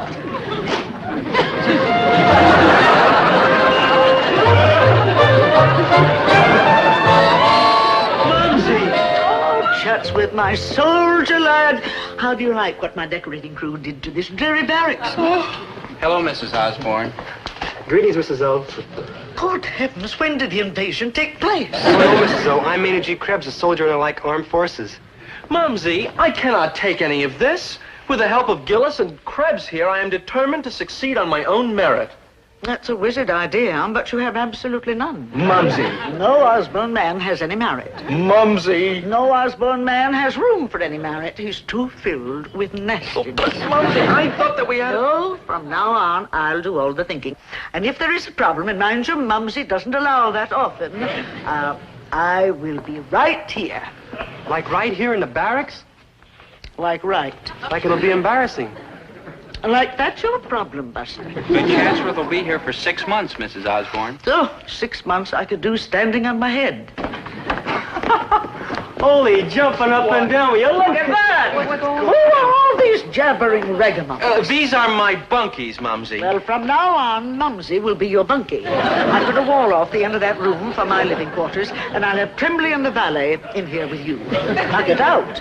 Out, I say. Go on. But they live here. Well, they'll have to find someplace else. Now go on, get out. Yo, biggest wild gear. The cashmere barracks bag. Solid gold dog tag. Blood type R. For royal.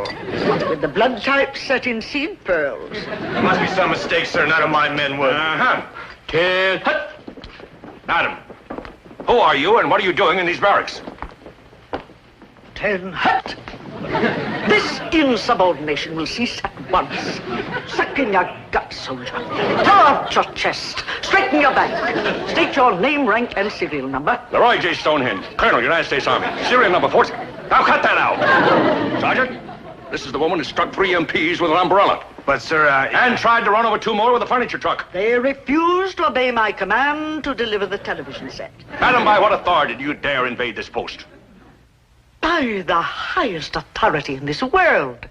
By the authority of an American mother fighting to protect her young. All right, you clods. Put your right hand on your hearts, and I want to hear 2 choruses of M is for the many things she gave me. Please, Sergeant, escort this person off the post immediately. You have not heard the end of this, you sniveling rascal. Do you know how many million mothers there are in America? There are 67 million. Do you know how many colonels there are? About 200. And there is going to be 1 less. We are going to pull you limb from cowardly limb. This is an outrage. Until I can investigate further, this barracks is restricted. Chums! Bunkies! Mumsy, no, I'll never be admired and respected. Never, never, never. Oh, chin up, Chatsworth. I have an idea that will fix everything. All right, escort me from the post, bully. Come on. Chums! Bunkies! I assure you, I had nothing whatever to do with this. Oh, mice and rats. Dobie do. Krebs, baby. Surely you don't think I had anything to do with asking Mumsy to do this? Of course not, Chatsworth. We know you're trying to do the right thing, and you're not a low-down bum. That's right, you low-down bum. Maynard, we know you're turning into a right guy, Chatsworth, but I'm afraid we'll never be able to convince the other fellas. Yeah, they all think you're a low-down bum. You low-down bum. No offense. No offense. No offense, Chatsworth, but Maynard's right. They'd like to roll you up in a sack and then use you for kicking field goals. Yes, sir, Chatsworth was positively the most hated man in the Army, including the MPs. But then all of a sudden there was a change. Change? It was a revolution. Hey, Chatsworth, everybody loves you. Oh, lovable. Well, yesterday I was hateful. You're the most lovable, hateful fellow in camp. But I'm bewildered. Why all at once am I everybody's beloved friend? Haven't you heard? How can I hear? Nobody talks to me.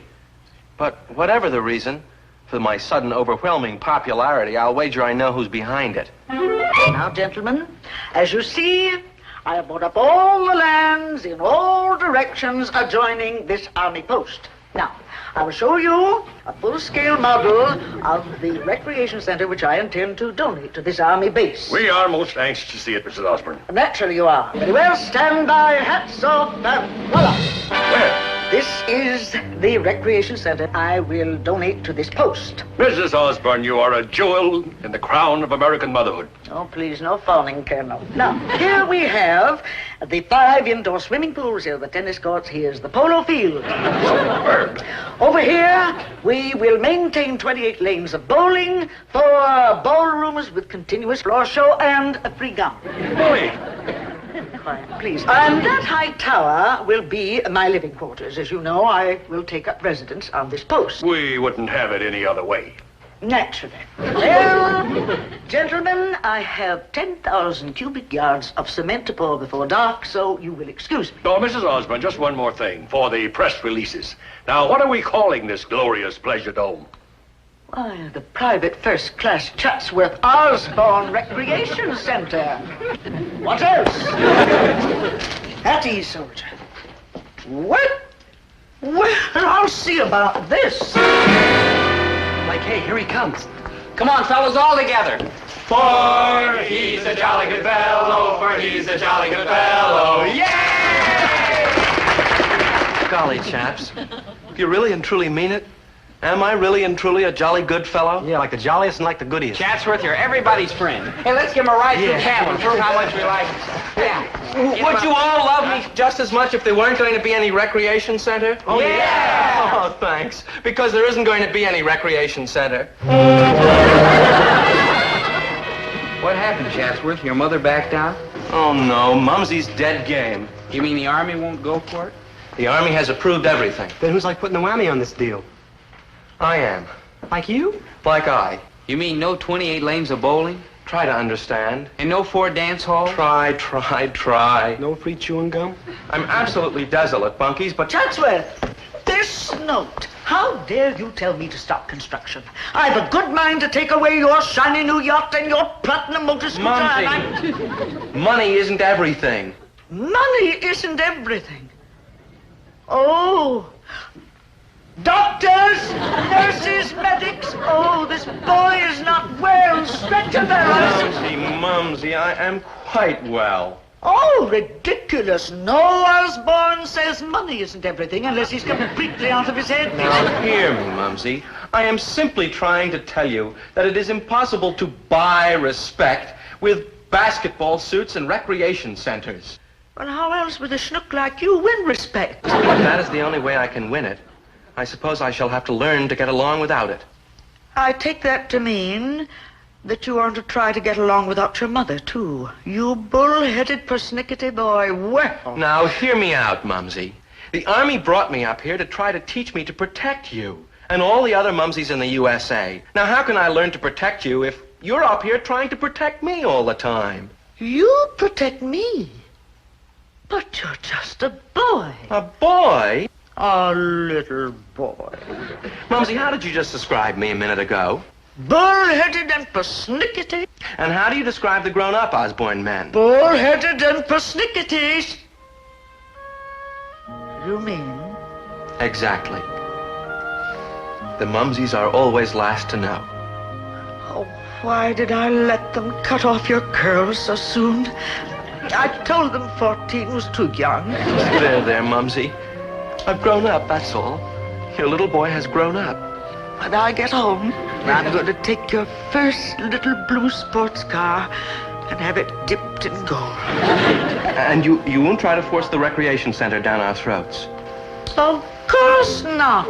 Did George Washington's mother build swimming pools for the Continental Militia? No. Did Custer's mother buy Indian suits for all the boys at Little Bighorn? No. No, they made good on their own, just like you will. Just like all the bull-headed persnickety Osbornes. Mumsy, I love you. All right, Chatsworth, break clean. And another thing. Yes, Mumsy. If I don't see eagles on your shoulder by Christmas, don't bother coming home.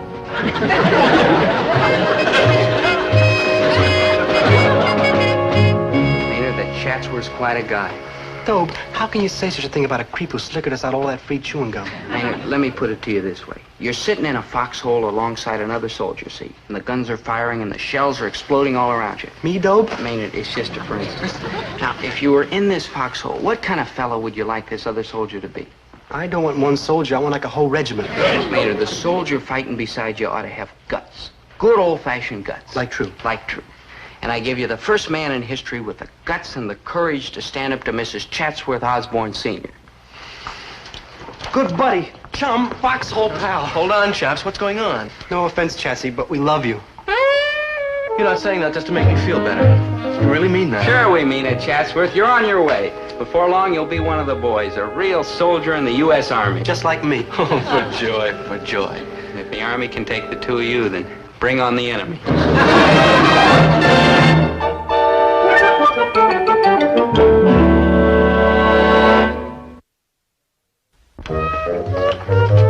Like hi, good buddies. Who's winning? It's pretty close, Maynard. I started off by taking... Oh, no use explaining to me, Dobe. I don't like dig bridge. Dobie, I owe you much thanks for what has happened. And believe me, I have learned my lesson. What lesson? I'm going to curb my natural superiority. Attaboy, Chatsworth. Starting tomorrow.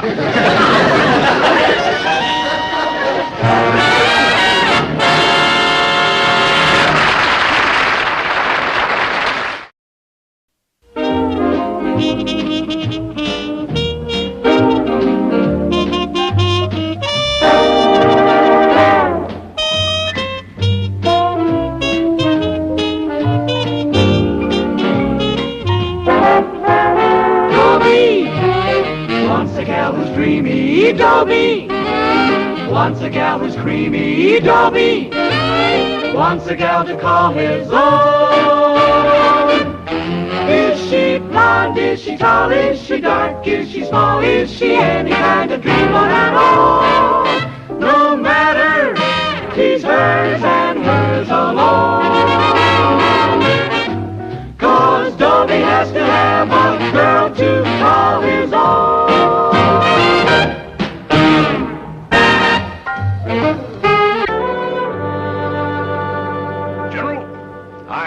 Report that the technical problems of Operation Moonshot have been solved. We are now ready to launch our missile into space. Excellent. And I am happy to report that all human problems involved in Operation Moonshot have also been solved. Excellent. Except for one little thing. Oh? We've tested hundreds of young men to be launched into space. Fine, strong, intelligent, capable specimens. Top drawer. But that is precisely the trouble with our experiment. We've tested only superior specimens. The average man is neither so strong, nor so intelligent, nor so capable. True, true. Well, what do you suggest, Doctor? Well, since most of our missile flights will be carried out by average, not superior persons, it is vital that we carry out one more test. Let us find not the most strong, intelligent, and capable, but the least strong, intelligent, and capable. Excellent. Once we know how much such an inferior specimen can stand, then we'll know how much anyone can stand. That is high-level thinking, Doctor. I will put our entire organization to work at once to find such a specimen.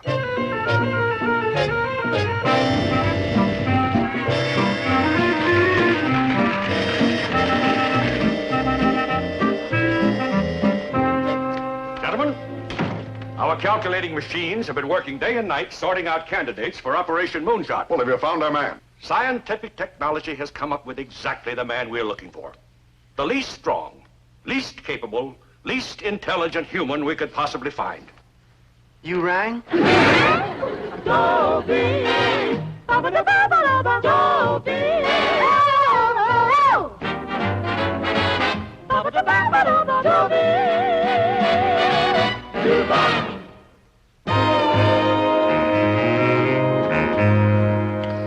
Since I got into the Army a few months ago, I've been proud of many things. The way my platoon shaped up into a real tough fighting outfit, the way our muscles have hardened, the way we've learned to dish it out and to take it, and the stout-hearted way my friend Maynard G. Krebs behaved when he found out exactly what kind of an experiment he'd been chosen for. Let me out of here. I ain't gonna go zooming into that wild blue out there yonder. Let me out of here. Maynard, it's an honor that they chose you. Think of what you'll be doing for science. Let science look out for himself. I ain't heading for the moon. I got enough trouble right here in dry land. Private Krebs, you won't be zooming out anywhere. This is a ground experiment. You'll simply be sealed off in a dummy space capsule to test your reactions. All alone in one of them tin cans? Oh, no, I get like lonesome in crowded movies. Maynard! Oh, you gotta watch him. He's kind of tricky. At ease, Krebs. You won't be alone. There's another participant in this experiment. Corporal Kilroy. Corporal Kilroy? You two will be spending a lot of time together. I'd better introduce you. Corporal Kilroy, will you please? Man, you keep trying to get me to shave. Private Gillis, Private Krebs, this is Corporal Kilroy. Only 3 feet tall and a corporal. Must have relatives up in high places. This experiment is the final dress rehearsal for Kilroy. For a year now, we've been preparing him to be the first chimp in outer space. You're gonna send that poor little two-legged cat out to space, Phil? Don't worry, Kilroy. We'll bring you down safely. Oh, I'm getting like scared. I want to get up there with him, too. Maynard!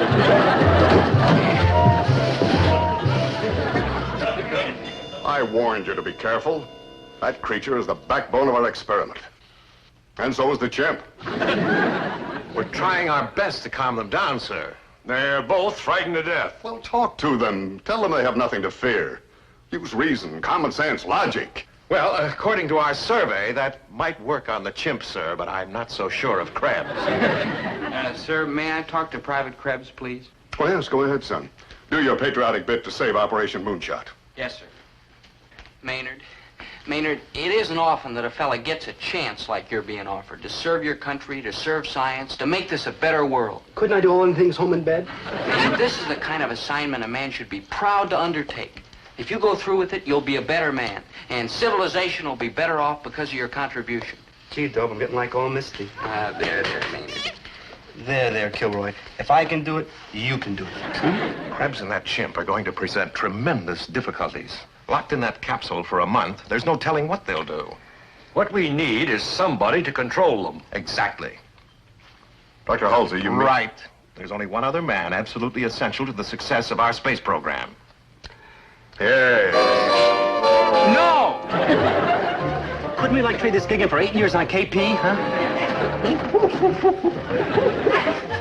We can peel potatoes like nobody's business. Quiet, Gillis, Krebs.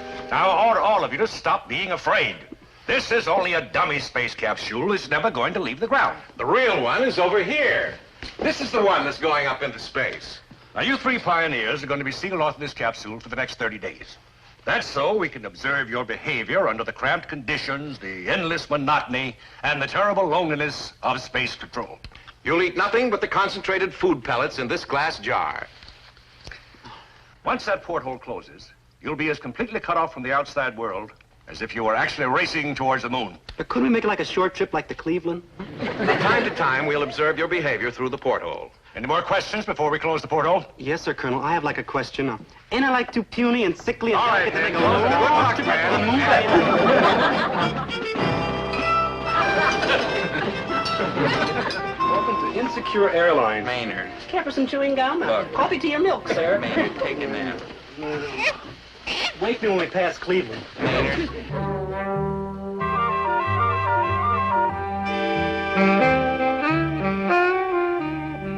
Well, gentlemen, I just flew in from Washington. Well, what's the men's condition after 8 days in the cabin? One is sleeping. Krebs? Gillis. One is pacing anxiously, showing anxiety. Krebs? No, the chimp. He's climbing up into the pipes. The chimp? No, Krebs. Uh-huh. Strain is beginning to tell. He's starting to twirl a yo-yo. Krebs? The chimp. Well, what kind of condition are they in? We won't know until we give them a thorough physical examination at the end of the 15th day. Now they're starting a regular afternoon card game. Gillis and Krebs. Gillis and the chimp. Krebs is still up in the pipes. We might as well leave now. We'll never learn anything from their card games. They always turn out the same. Let's quit. I don't want anybody to lose too much money. Gone, he does it every time. It ain't fair. He uses his feet. Yeah. Hey, Dob, I got an idea. Let's get some food. Food! Maynard, please, save that for work. Work! You can't eat. You just had lunch. Some lunch. 2 miserable little pills washed down by 2 more miserable little pills. Hey, Dob, just this once, can't I have seconds? Well, we're not supposed to. But I guess nobody's looking. So, okay. But this is the last time. One for my fuzzy buddy.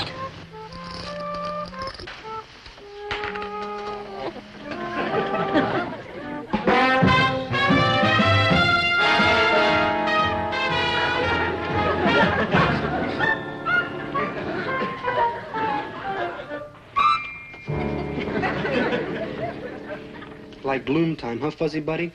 Me too. We're stashed away in this outer space tin can like a bunch of sardines. Sardines? Oh, nice, juicy, oily sardines with rye bread and butter, chocolate cookies and donuts.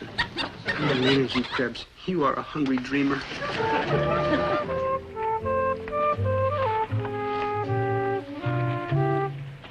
Oh, it's no use trying to bust out, fuzzy buddy. This is the Alcatraz of Spaceville. We're gonna be stuck. You know what you're doing? You're like digging an escape hatch. That's what you're like doing. Oh. Ooh, and you know what's out there, fuzzy buddy? You know what's out there? Food. Food! Oh, right. Wow. Oh, boy. No, I can't do it. Man, will you hold it down? What are you doing? Nothing, buddy, nothing. You just go right back to sleep, huh? La, la, la, la, la. Don't wake him up. He's square and he don't like Dick cheating. And that's what we're doing, cheating. We're supposed to be helping our country on an experiment, the United States of America. And my conscience will let me do it anyhow. But my stomach's growling so loud I can't hear my conscience. Well, if I go, they'll shoot me for a deserter. Of course, if I stay, I'll be so skinny they won't have nothing to shoot. Oh, Maynard G. Krebs, what are you? A strong, patriotic, self-sacrificing, heroic coward who's going to help his country?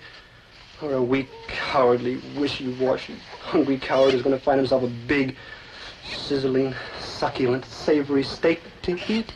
And I just answered my own question. Come on, we'll go get something. You wait here till I get out first. Wait.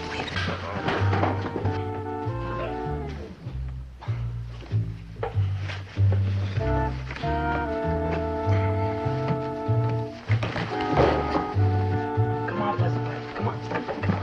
Now, Fussy Buddy. Which way to the mess hall? Here we go.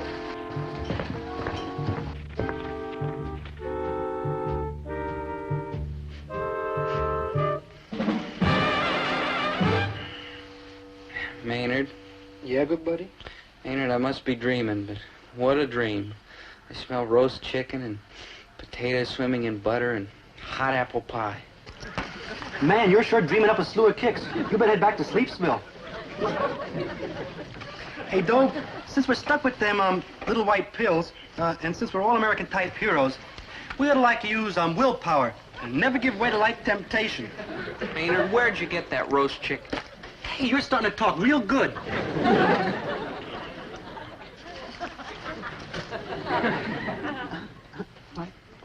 Well. Fancy meeting you here. Why'd you tell me he was here, you little think? Nice going, Maynard. Now you've ruined the whole experiment. You know, I'm going to have to tell the colonel about this. Dope? You'd rat on me? Maynard, how about science? How about space travel? How about the conquering of new worlds? How about a slice of roast chicken we snuck up from the mess hall? Dope, you wouldn't squeal on me, would you? It won't be squealing. It's my patriotic... No, Maynard, I dragged you into this in the first place. I can't rat on you now. You'll never regret it, good buddy, because what's it gonna hurt? I mean, who's ever gonna find out me and the chimp have been eaten?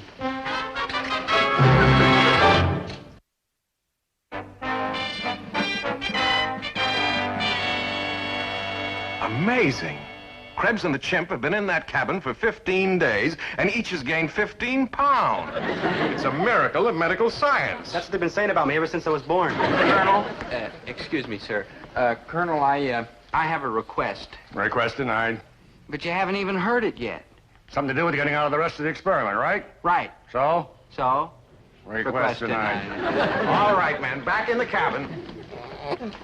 All except you, Kilroy. What are you gonna do with my furry chum? All right, Krebs, in you go. You've got 15 more days in that capsule. Yes, sir. All right, men, lock him up. Doctor, what about Kilroy here? Colonel, the CHIMP is as ready as he's ever going to be. I see no reason to delay Operation Moonshot any longer. All right, I'll put him in the other cabin right away. How soon do you expect to blast off? Tomorrow morning. Up to it, men. Yes, sir. Well, Kilroy, you may be the first creature from Earth to land on the moon. Who knows what strange sights you may see there. All right, Kilroy, in you go. Good luck, Corporal.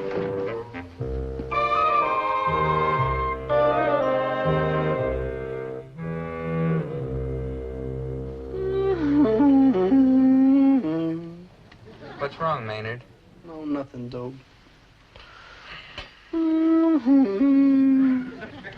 What is it? I sure miss Kilroy. Oh, yeah.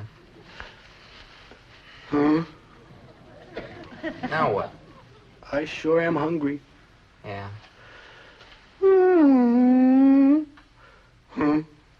All right, Maynard. Now what? I sure miss Kilroy, and I sure am Sure, hungry. I'm hungry, yeah. Well, why don't you go out and look for some food? And for Kilroy? Good thinking.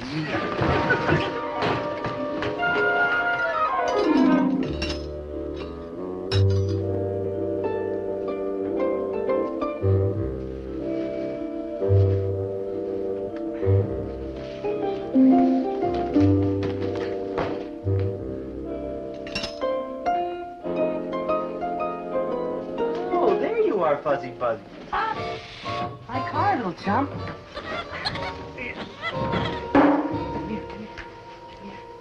I got like lonesome without you. Yeah. What's been going on, huh? What? Oh, yeah? You know, I like being with you. I mean, you make me feel like right at home. Like you were my family, like. Hey, maybe you are. Did you ever study evolution in school? Oh, no. Chimps don't go to school, do they? Yeah. Lucky dogs. Hey, that's funny what I said. Lucky dogs. 'Cause you ain't a dog, you're a monkey. No offense. Well, where was I? Oh, yeah, evolution. Well, in high school, which I got out of 6 weeks ago, which I got into 6 years ago. Well, anyhow, in high school, I learned all about evolution. Very interesting jazz. You see, men and monkeys all have the same ancestor. Darwin, I think he is. And he believed in the survival of the fattest. Fittest, yeah, fittest. Well, in evolution, I learned all about how the species developed. You know, like elephants and tigers and people and goony birds. You see, the lowest form of life is the one cell. And, of course, if you've ever been in jail, you know how low that is. Anyhow, about this evolution jazz. You and I are kind of like alike, only we're different, too. For instance, you got hair all over your body, and all I got is hair here in my chin.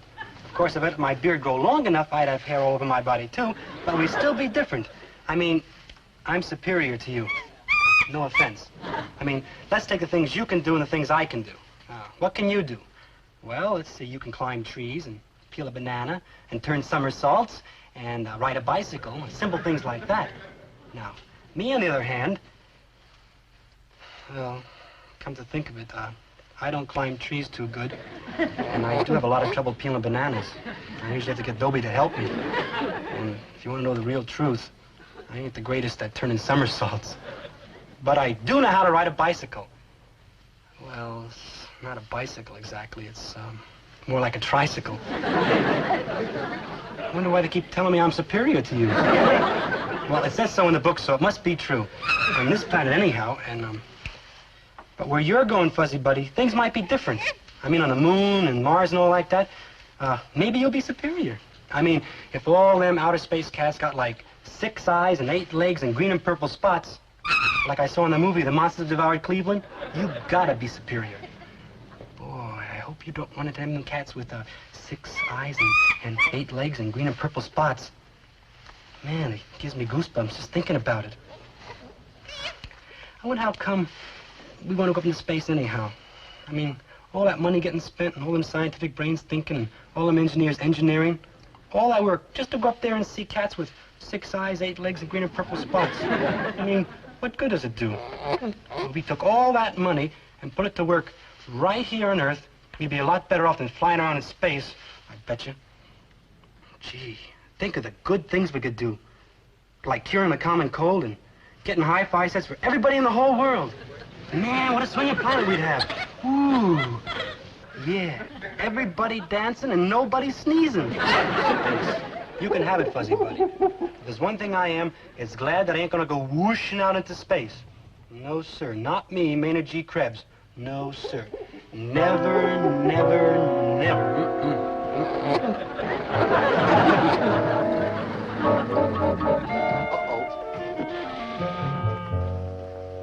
All right, then. Seal it up. And tell the porthole. Doctor doesn't want the chimp to get nervous. Make sure the escape hatch is secure. Well, men, you are about to witness history. Inside that capsule is a little chimpanzee named Corporal Kilroy. But is he a mere chimpanzee? No.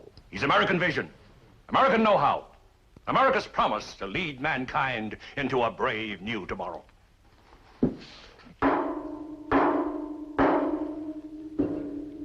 You know what that is? That's little Corporal Kilroy trying to get through to us. And do you know what he's trying to say? Let me out! Let me out! He's trying to say, stand by, Moon. Here I come. All right, Ben, there's work to be done. That capsule must be out to the launching pad immediately. We blast off at dawn. Exactly 3 hours.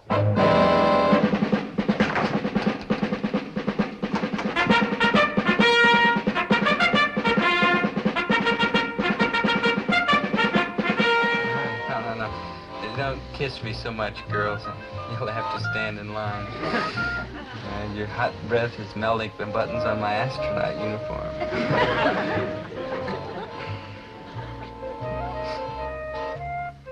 Maynard? Maynard, I was dreaming again. Maynard? Maynard, you see all these beautiful girls. Maynard? Maynard? Maynard? Hey, it's gone. Oh, that Maynard. Stand by for Operation Moonshot. Prepare to blast off. We will now begin the countdown. Countdown? 200, 199, 198, 197, 196, 195, 194, 193, 192, 191, 190, 189, 188, 187, 186.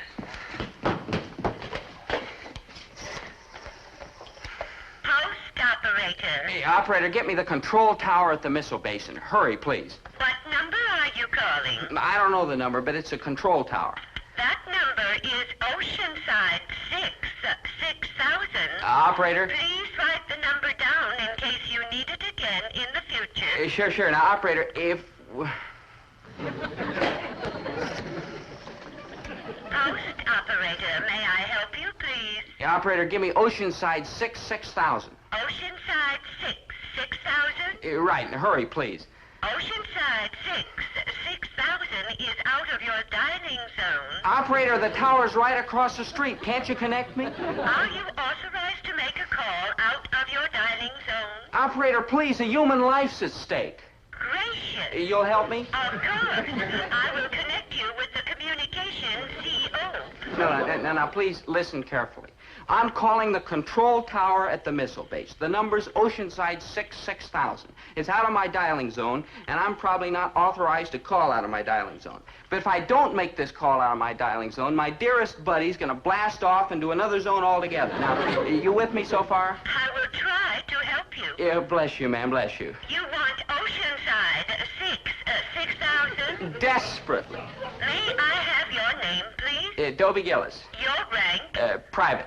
I am sorry, enlisted personnel are not permitted to call out of their dialing zone. Yeah, but this is an emergency, a matter of life or death. Oh, dear. You understand? Certainly. So I will tell you how you may apply for special permission to make the call. How? Write a letter to the Post Communications Officer. A letter? In quadruplicate. Send one copy to the Post Communications Officer, one copy to regimental headquarters, and one copy to... 4, 53, 52, 51, 50, 49. You got a special pass. Where do I get one? From me. Oh, thank you, sir. Don't sir me, soldier. State the nature of your business. I've got to stop the launching. My buddy's in that rocket. State your friend's name, rank, and serial number. Maynard G. Krebs. He's a private, and I don't know a serial number. You say this Grubbs is aboard the rocket ship? Not Grubbs, sir. Krebs. Maynard G. There's no Maynard G. Grubbs on the passenger list. Try Krebs. Him neither. He accidentally stowed away. Now, there's a wild story. You wouldn't think so if you knew Maynard G. Krebs. You sure you ain't one of those foreign spies over here to louse up our space program? Do I look like a foreign spy? Well, I don't know. You don't get many foreign spies around here. You better come have a talk with the security officer. He'll be finishing this golf game any minute now. Stop! No, stop! Don't do it! Stop! Countdown's over. I demand a recount.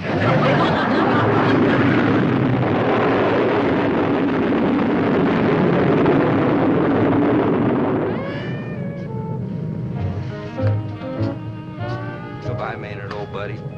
Dearest pal and crony. Astronaut.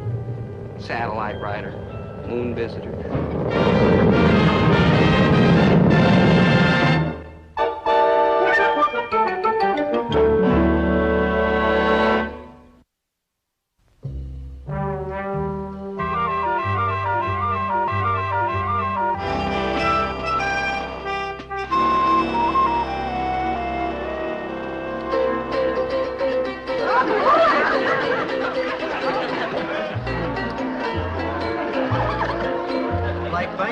You moon people are like real friendly and like real cool.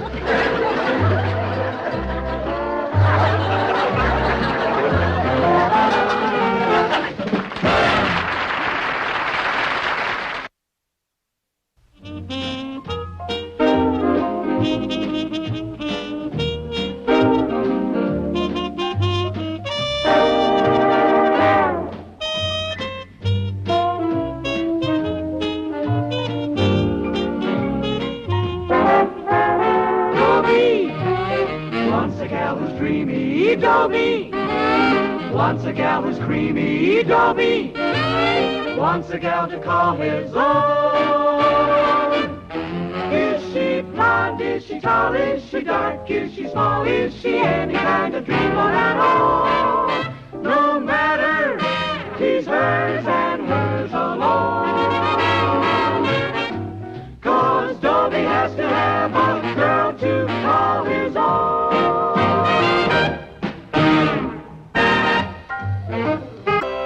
Just a few days ago, I was an unworried civilian.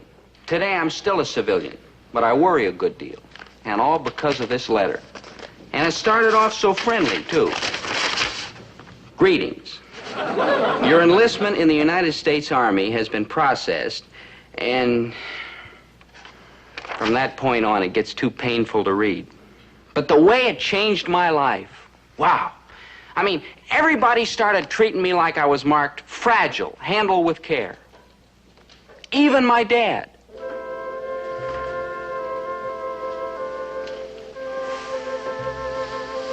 Dad, what's wrong? Oh, nothing. I was just. You just what? I just, came in to tuck you in. Tuck me in? What's wrong with that? I mean, what's so strange about a father wanting to tuck his son in? Oh, I wish I had a buck for every time I tucked you in. I could retire and go to Acapulco and loll around on the sand with all those rich folks and not work my fingers to the bone trying to support a kid who doesn't appreciate it when his old man wants to tuck him in. Okay, Dad, okay. Here, tuck me in.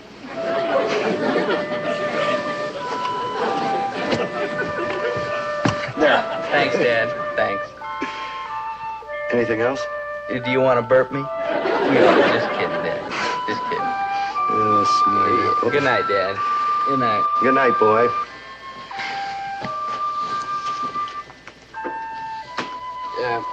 Something you wanted, Dad? No, I just... Oh, well. Good night, Dad. Good night. Night. Good night, boy. Anything you wanted? What'd you have in mind, Dad? Oh, well, I was just thinking that... Okay, Dad, okay. Whatever it is, I want it. Shove over. Gee, I've done this a lot of times, too. Lullaby and good night. Thy father's delight. Dobie,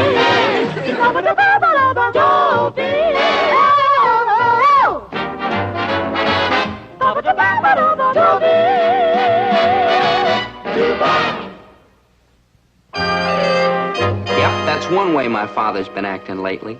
Like he had a soft spot in his heart, clear up to his head. But then all of a sudden, he'd start to act a different way. It was spooky.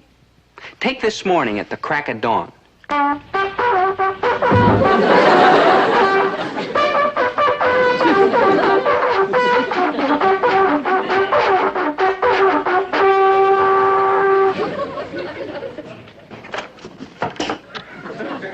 Herbert T. Gillis, have you gone completely out of your mind? Don't you know that it's 5 o'clock in the morning?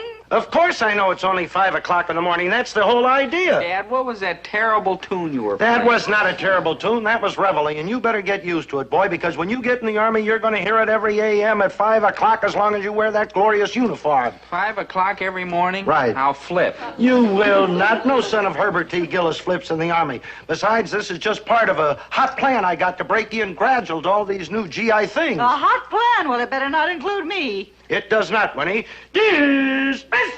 Back to bed, dude. Well, that's better. Not you. Come here.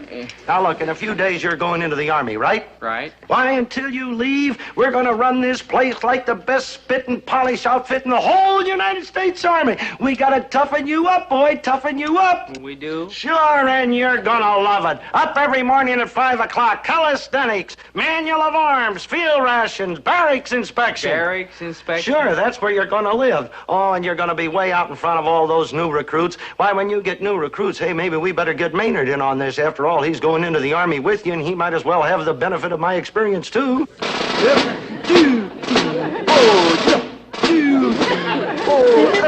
Down, get your back in the oil.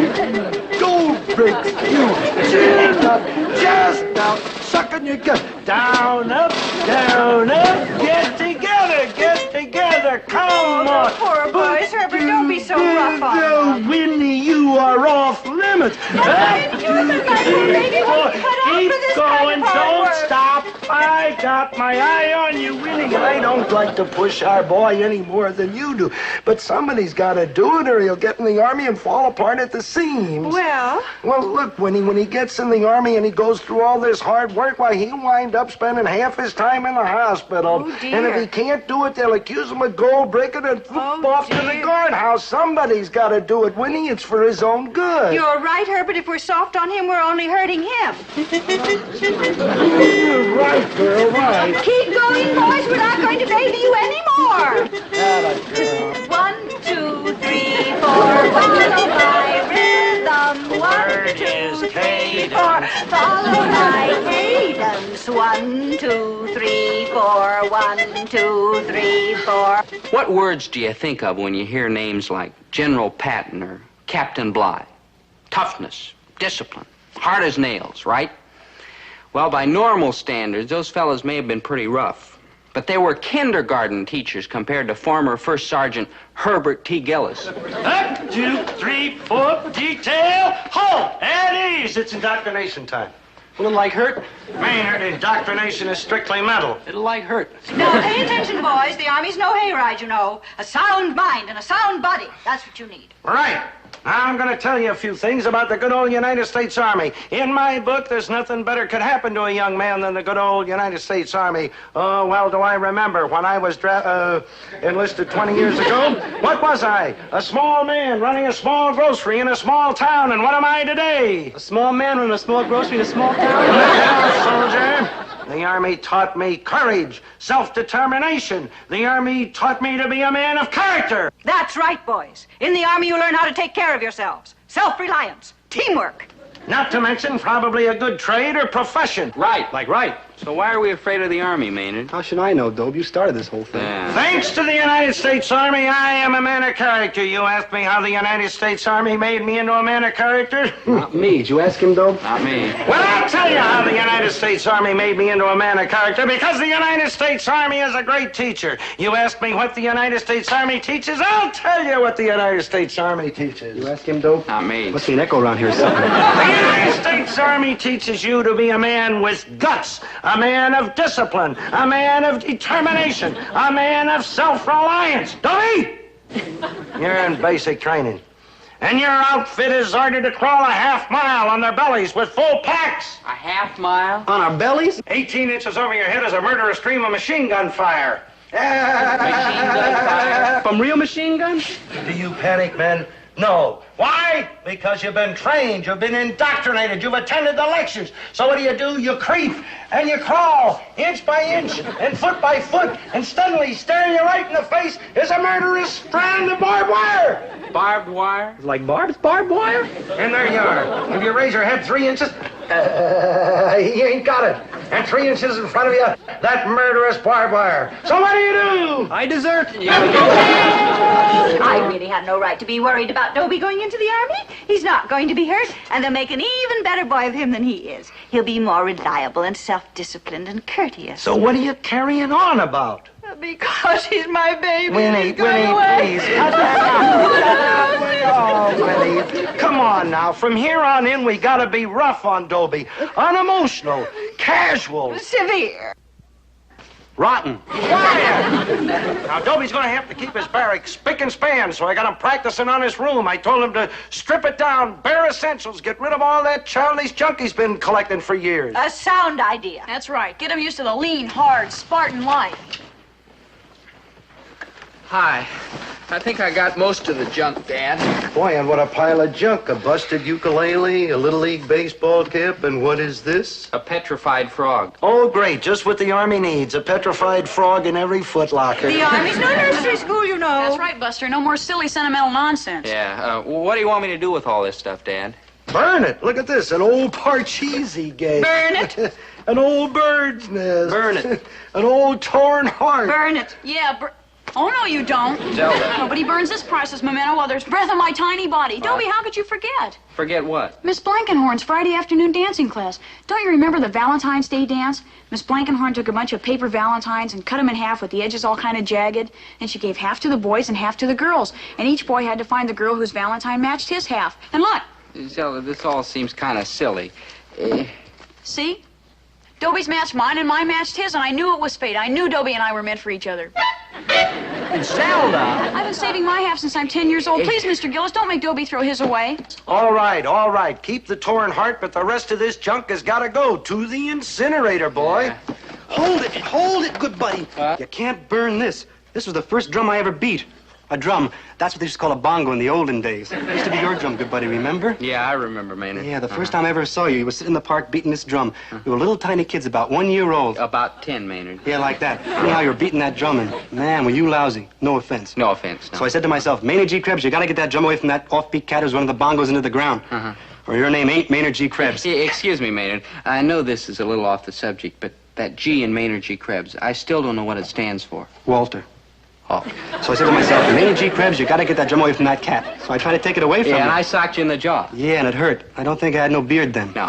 So you tried to swap me something for the drum. I tried to swap you everything. My bowl of tinfoil it took half my life to collect, my pet turtle, my slippery willow whistle, my appendix in a glass jar. Yeah, but I wouldn't trade. No, you were a hard man to do business with. Till I finally came up with something you really wanted, then we swapped and I got the drum. Well, if you swapped Dobie for the drum, how come he wound up with it? My mother made me trade it back. Well, what did you trade for it in the first place? My little brother Harold.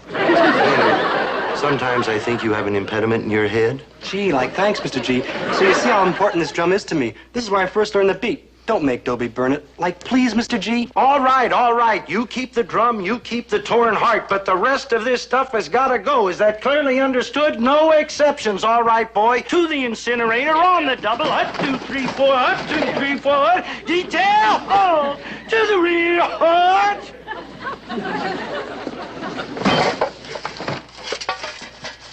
You were going to burn these? But, Dad, you said to take all this stuff to the But I incinerator. did not say you should burn a man's cherished memories. Cherished memories? This beat-up old pair of shoes? For your information, Private Gillis, this beat-up old pair of shoes happens to be the first pair of shoes you ever had. I am not going to have them burned. I am going to have them bronzed. Bronzed? Is that like French dipped? Bronzed, Maynard. Bronze is a kind of metal you cover the shoes with. Metal shoes? I don't know, Dope. Shoes ought to be made out of something like bendy, something like... Like leather? Like each to his own taste. I kind of lean toward canvas. Maynard, you do not have shoes bronzed so somebody can wear them.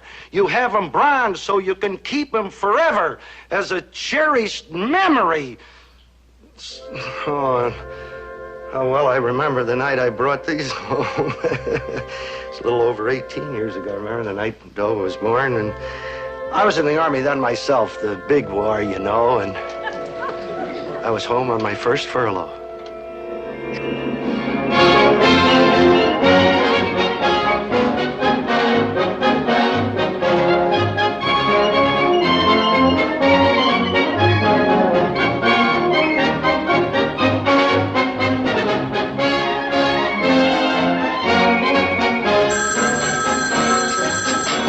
Gillis Grocery Store, Herbert T. Gillespie. Oh, hello, Ed. Yeah, no, I got a weekend furlough. Yeah, Winnie and little strangers on his way. No, I hitchhiked in. I'm going to hitchhike back. Yeah, I've been saving up on those coupons, I want to have enough gas for that big mad trip. Yeah, well, I'll call you the next time I'm in, Ed. Yeah, say hello to the guys down at the shipyard for me, huh? Okay, so long.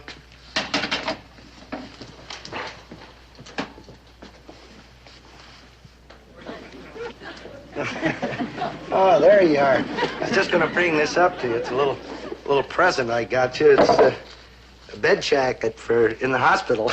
Oh, Herbie, it's lovely. Oh, I'm certainly going to be one of the 10 best-dressed women in that maternity ward. Yeah, and your old lady yapping you should have married Sheldon Klug, the plumber. Hey, wait, I got something else in here, too. Oh, here's something. I'm going to put you to work. You're going to have to sew this on my uniform. Herbie, they've made you a colonel. Oh, wait, a colonel. It's one stripe. It means I'm a private first class. Oh, you're a first class, all right. I'm glad the Army appreciates that. Yeah, and I got something else in here, too. A little present for Dobie. Oh, Herbie, dear, I do hope you've been sensible and gotten something that both girls and boys can use, because after all, we don't know what Dobie's going to be. What do you mean we don't know? It's gotta be a boy. Whoever heard of a girl named Dobie? Here it is, kid. His first pair of shoes. Oh, what are you laughing at? What's so funny? Well, it's just... Well, come on, what's the joke?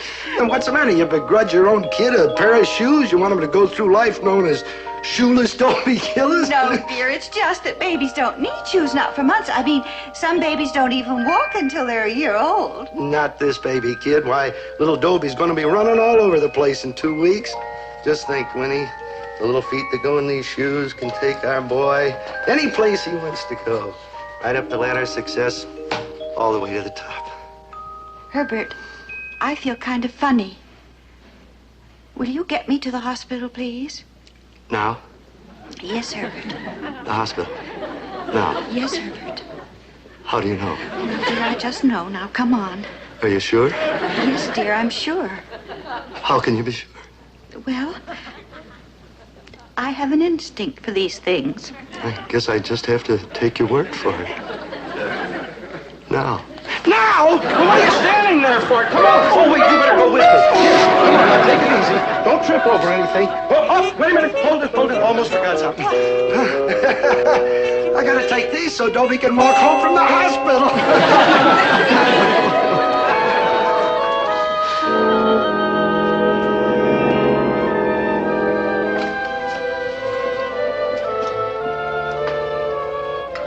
Dad? Herbert? Mr. Gillis? Oh, let me alone. Can't a man look at a pair of baby shoes without everybody yapping at him? Yeah, those are my folks, and they really love me. Oh, sure. Sometimes they're a little unreasonable, and they yell at me, and they don't let me have the car when I want it, like that, but... If they really love me, why do they treat me like that? Ah, of course they love me. And love is the greatest thing in the world. Ask anybody. You're wrong, Dobe. The greatest thing in the world is jazz. No, Maynard, the greatest thing in the world is love. Sure, Dobe, like when you love jazz. Yeah, that doesn't compare with loving people. People? Like mothers? Right, Maynard. Like fathers? Right. Like aunts and uncles? Right, and like girls, too. Like bye, Dobe. Maynard, someday you'll learn that loving a girl's the best kind of love there is. It gives you a wonderful feeling, like something running around inside your chest, like some happy little furry animal. Like chipmunks? Yeah, like chipmunks. Like squirrels? Well, yeah, like squirrels. Like beavers? Maynard, beavers are a little big to be running around inside your chest. It all depends on the size of your chest, don't it? Well, yeah, you look I at bet this even with a little tiny chest like yours, you could get a couple beavers in there if there was all kind of squinched up. Maybe 3. Yeah, look. Well, take bears. You never get a bear in there. Maynard, enough. Okay, good buddy, go on. Now, you get this wonderful feeling, see? Ooh, man, or a tiger. Man, you'd be in big trouble with a tiger in there. All that clawing and scratching and swinging that big stripy tail. Oh, man, I never want a tiger inside. Hello?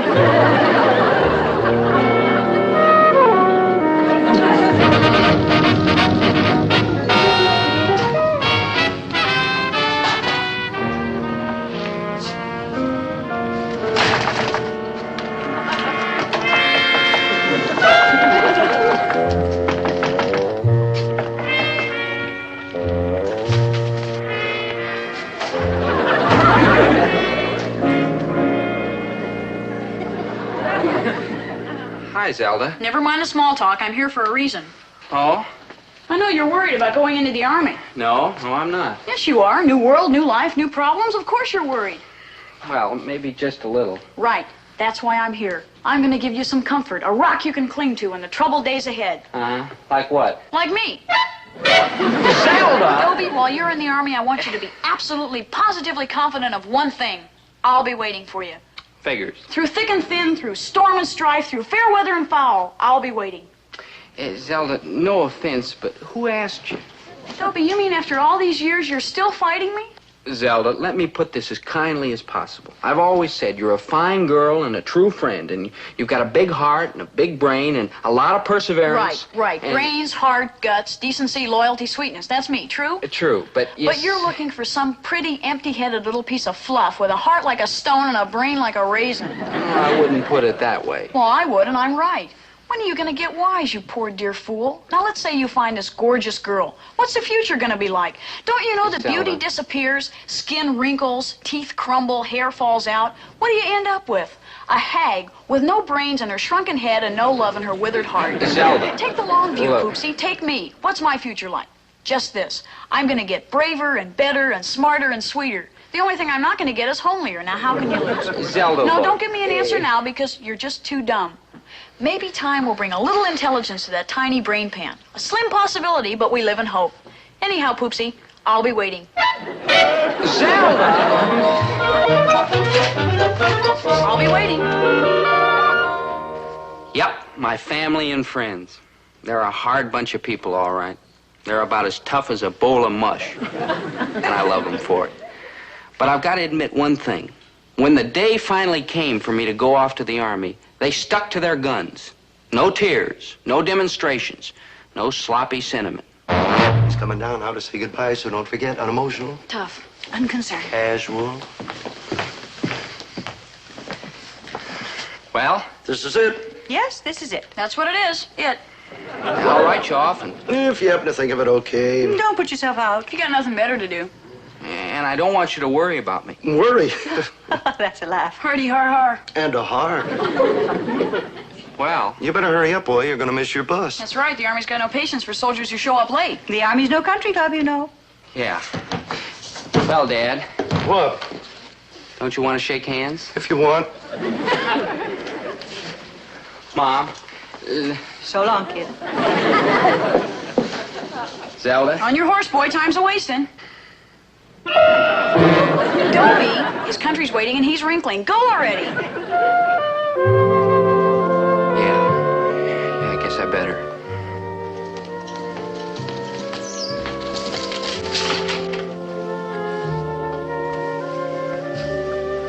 Well, so long. Bye. So long. So long.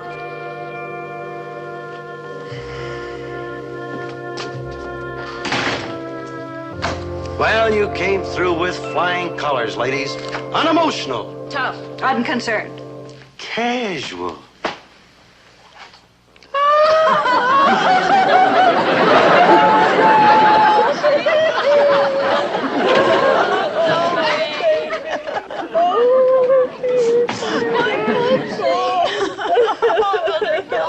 Excuse me, I don't want to disturb. What can I do for you? Well, I did want a can of sardines. Large or small? What's the difference in price? Well, the small is 28 cents. And the large? 46. I'll take the small. Anything else? Half a pound of Swiss cheese. With or without? What's the difference in price? Without is 48 cents. And with?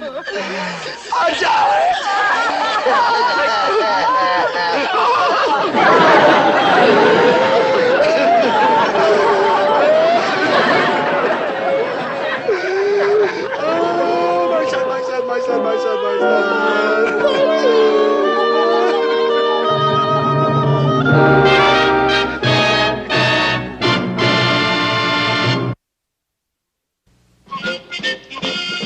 All set, Maynard? All set, good buddy.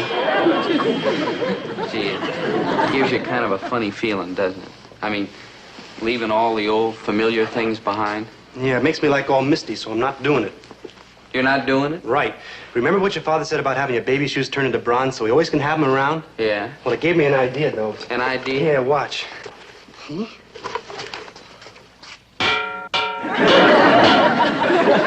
Good thinking, huh? Good thinking, Maynard. Uh-huh. Dobie, how come nobody else ever tells me how smart I am? Jealousy, Maynard. Pure jealousy. All set? Yeah. Well, we're off. Over hill, over dale, we will hit the dusty trail.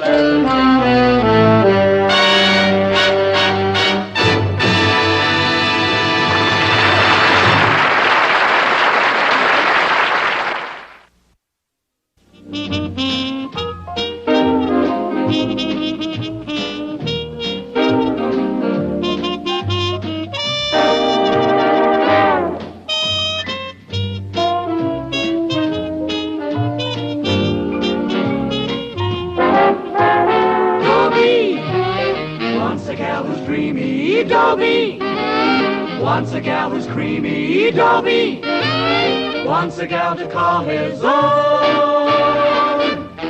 Is she blonde? Is she tall? Is she dark? Is she small? Is she any kind of dreamboat at all? No matter, he's hers and hers alone. 'Cause Dobie has to have a girl to call his own.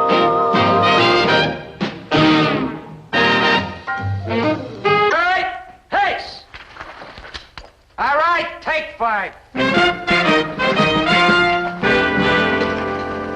Krebs, you're still wearing that beard, huh? Yeah, I think so. Oh, yes, right where I left it, on the end of my chin. I told you get rid of it. The chin? The beard. Don't you tell him, Mike, please. Sergeant, the recruiting officer back home told Maynard he could keep the beard as long as it doesn't interfere with his duties. And I ain't never stepped on it, nor single enemy with it. Well, if you ask me, Krebs, you're getting away with murder. I didn't ask him. Did you ask him, Joe? Not me, no. Krebs, I got my eye on you. Now, the second that this brush gets in your way... Like? Everything under control, Sergeant. We don't want any accidents with these new men. No chance of that, sir. Checked into everything. The situation's completely under control. All right,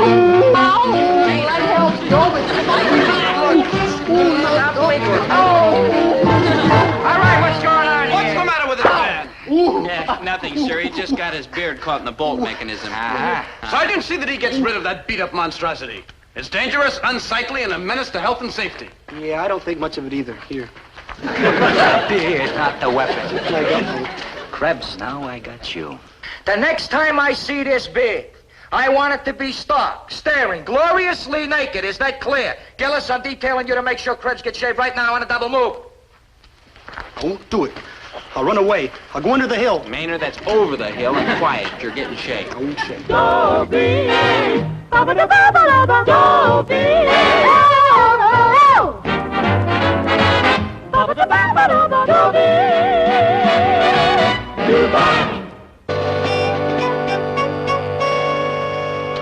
In the short time I've been in the Army, I've learned a snootful about the duties and obligations of the American soldier.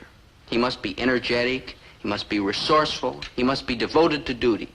But above all, he must be brave, manly, fearless, and bold.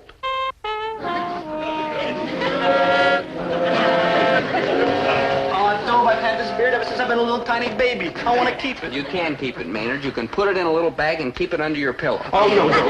Maynard! Oh, no. Maynard, come back here. I ain't gonna say it. Maynard, you got her shaved.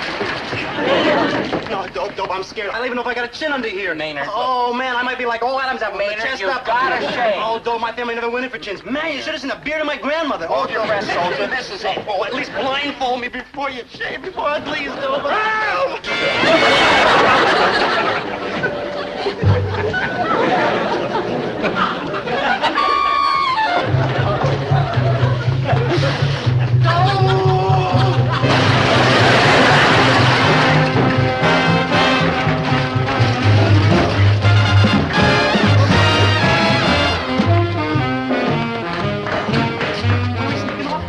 To get you life shaved before the Army finds you home away from home in the guardhouse. I gotta shave, huh, Dope? You gotta shave, yes, Maynard. Look, you're in the Army now. You've gotta knuckle under. You've gotta be one of the boys. With this beard, it's a cinch I ain't one of the girls. Look, Maynard, you're only... Gillis! Krebs! Where are you, you miserable clowns? I'm gonna kill you! Gillis! Gillis!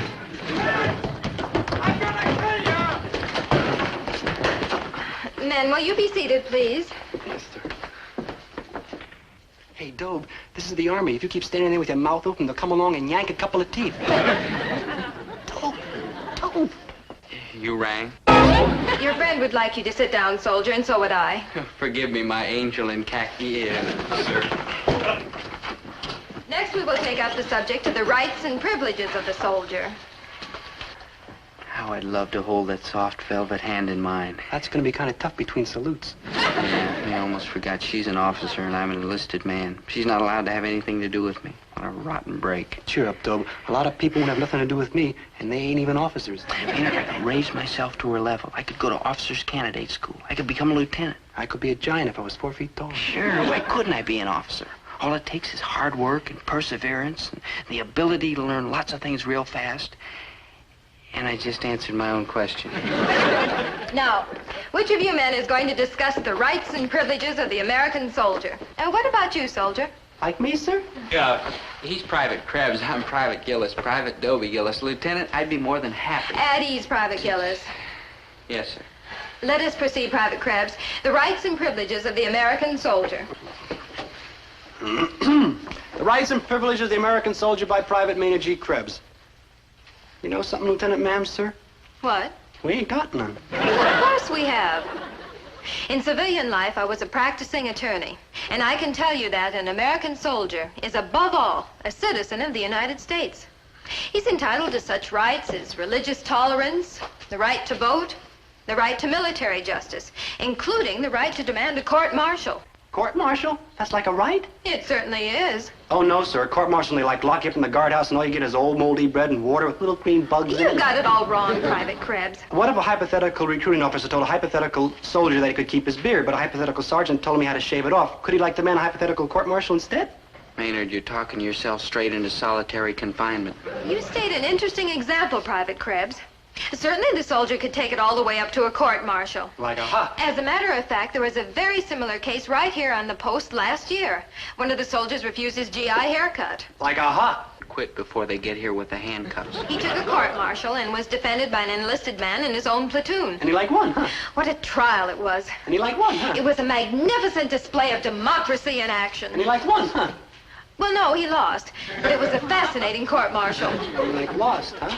He spent the rest of his life in the guardhouse eating old moldy bread and water. Well, that's not the way it turned out at all. The soldier was given a very light sentence, and the enlisted man who handled his case was sent to officers' candidate school. He like lost, huh? Well, farewell, old chum. Lieutenant, did you say that the fellow who defended this other soldier was sent to officers' candidate school? Right. He handled the case so beautifully, they felt he was officer material. He like lost. And now he's an officer and he can date other officers, like, for instance, you, Lieutenant? And he like lost, huh? Oh, well, that's all for today, men. Report back to your barracks. Class dismissed.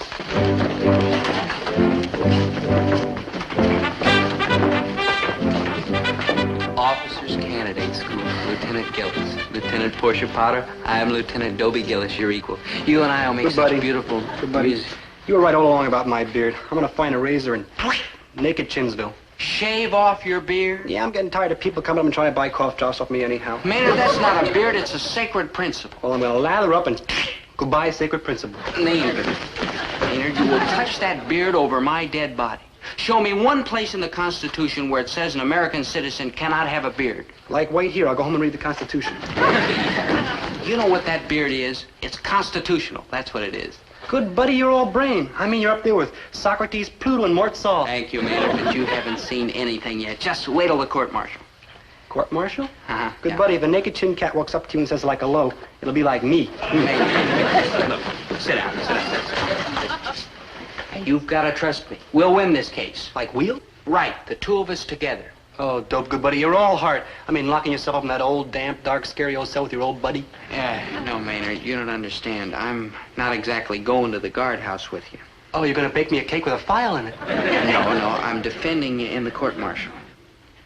No offense, but I'd rather have a cake with a file in it. Oh, there you are, Krebs. Yeah, where? Didn't I order you to shave off that beard? Well, if anything happens, Private Krebs refuses to shave. Oh, you refuse, huh? It's constitutional rights. Look here, Krebs, I know how it is when a soldier's new in the army, and he's homesick and he's scared, but Don't try to crawl out of it, Sergeant. He's going to fight this thing right up to the White House. Krebs, All right. Don't move. I'll be right back. Don't worry. He'll be right here. Don't worry about that. Ooh, he looks mad, Dob. I wonder where he's going. To get advice, probably. Didn't you see the look on his face when I mentioned the Constitution? Ah, Maynard, you've got him right where you want him. Stone walls are not a prison, mate. Nor iron bars a cage. Maynard, enough!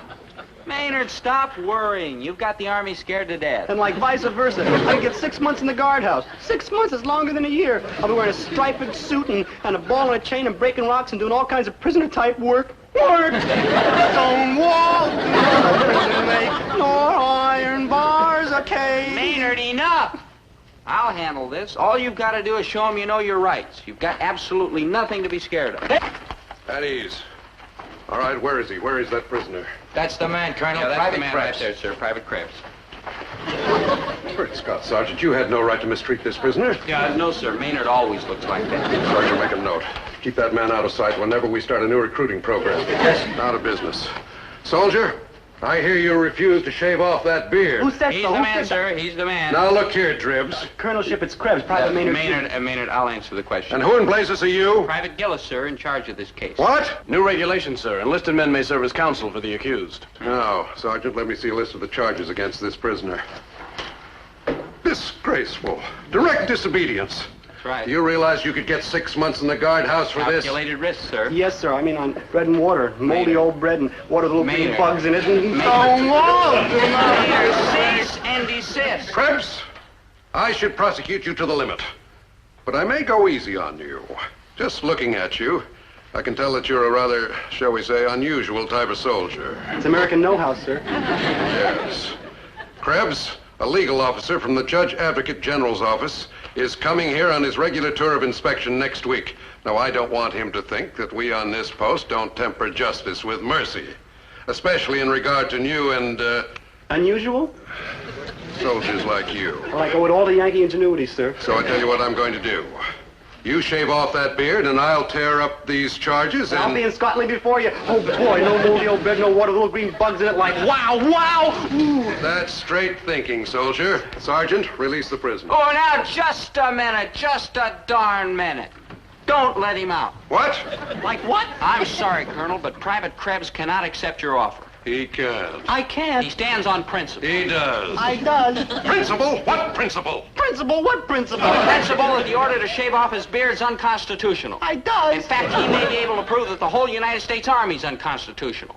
Oh, I get it. A couple of guardhouse lawyers. Well, I think I know what to do with a thing like this. Soldier, you're inciting to riot, spreading false rumors, gross insubordination, mutiny. Now, what's that one they threw at Benedict Arnold? Overtime parking? Oh, yes. Treason. Oh, no. I mean, like, have mercy, like, please. Oh, Keep please. smiling, troublemaker. You may get out of the guardhouse by the end of the month, but I can't guarantee which year. Don't be discouraged, Maynard. It looked bad for Captain Dreyfus of the French Army, too. But he got off? You bet. And all he served was 9 years on Devil's Island.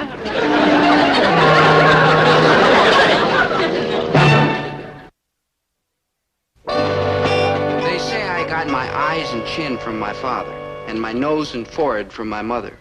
The one thing that I developed all by myself was my big, fat mouth. But I still had one hope. Lieutenant Portia Potter of the Military Justice Department. I hoped against hope that she'd come up with an idea. And she did. Plead insanity. It's a long shot, but Maynard might be just the one to pull it off. Not Maynard, you. How on earth did you ever get him into such a mess? Gosh, Lieutenant, you told us soldiers have rights. I know. It's my fault, too. Oh, doggone it. If only that officer from the Judge Advocate General's office weren't coming. From the head legal office of the Army? Right. He'll be here for the court-martial. Hey, if I make a real smart defense of Maynard's beard, maybe he'll commission me right there on the spot, and I won't even have to go to OCS. We can start dating right away. Gillis, is that why you took on Maynard's case, so you could become an officer and take me out? Well, yes and no. Meaning what? Meaning yes, I would like to be an officer and take you out, and meaning no. Somehow, suddenly, it's gotten to be something much more important than just taking you out. Oh, well, thanks a lot. All of a sudden, I've come to realize that there's a principle involved here, a big principle.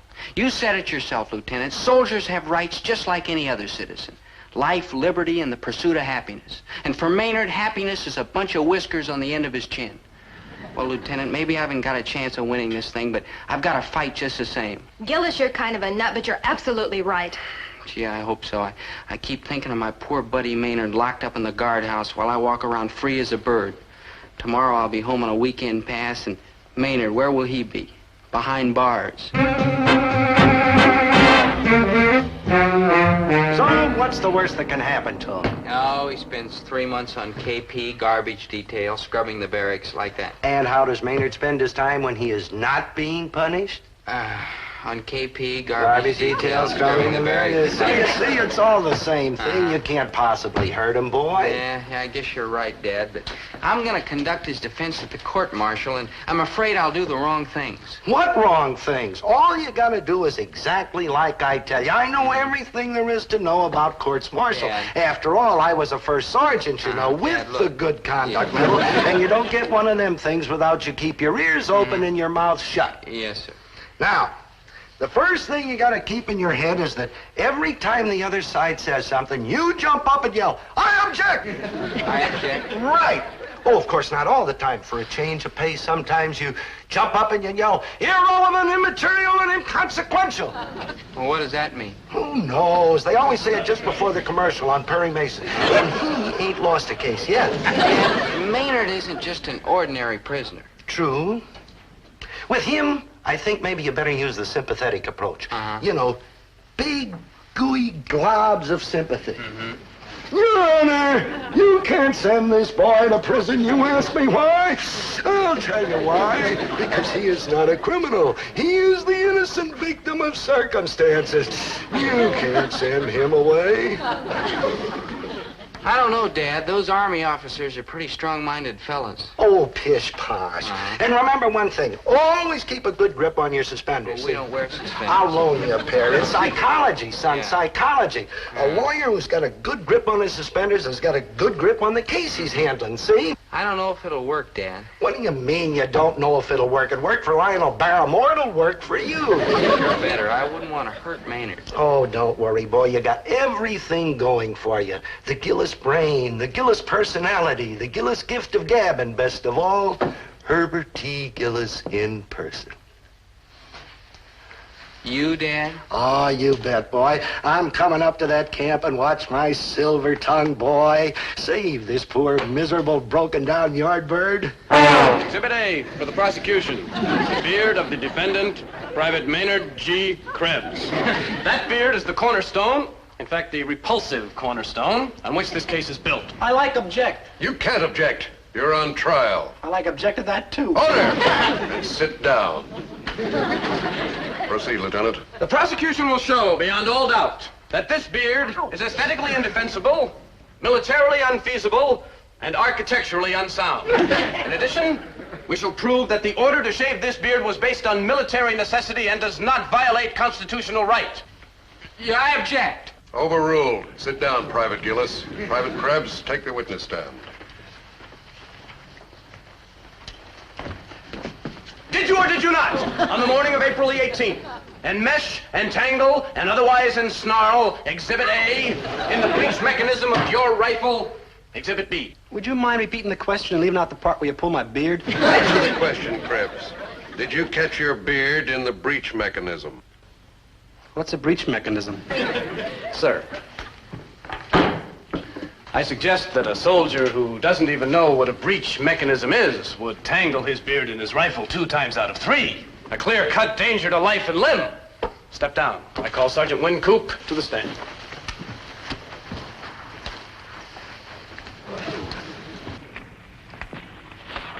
You are the defendant, Sergeant?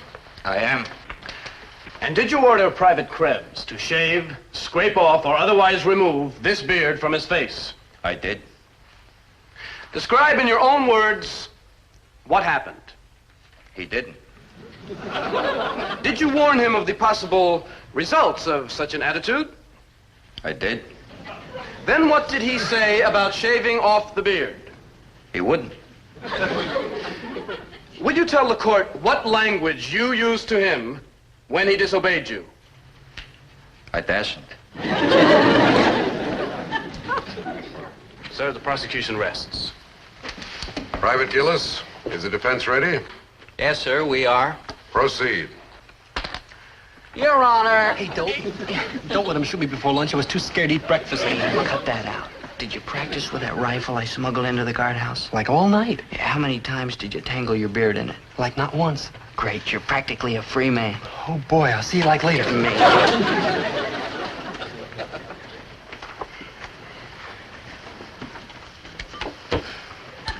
Your Honor, gentlemen of the tribunal, learned counsel.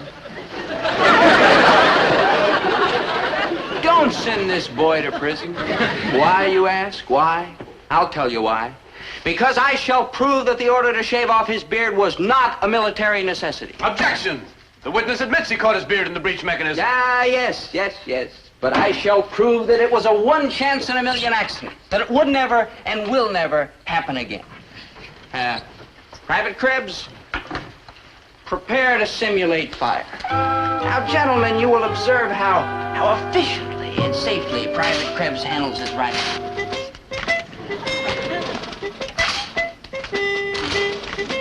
As he prepares... Ow! The defense requests a recess.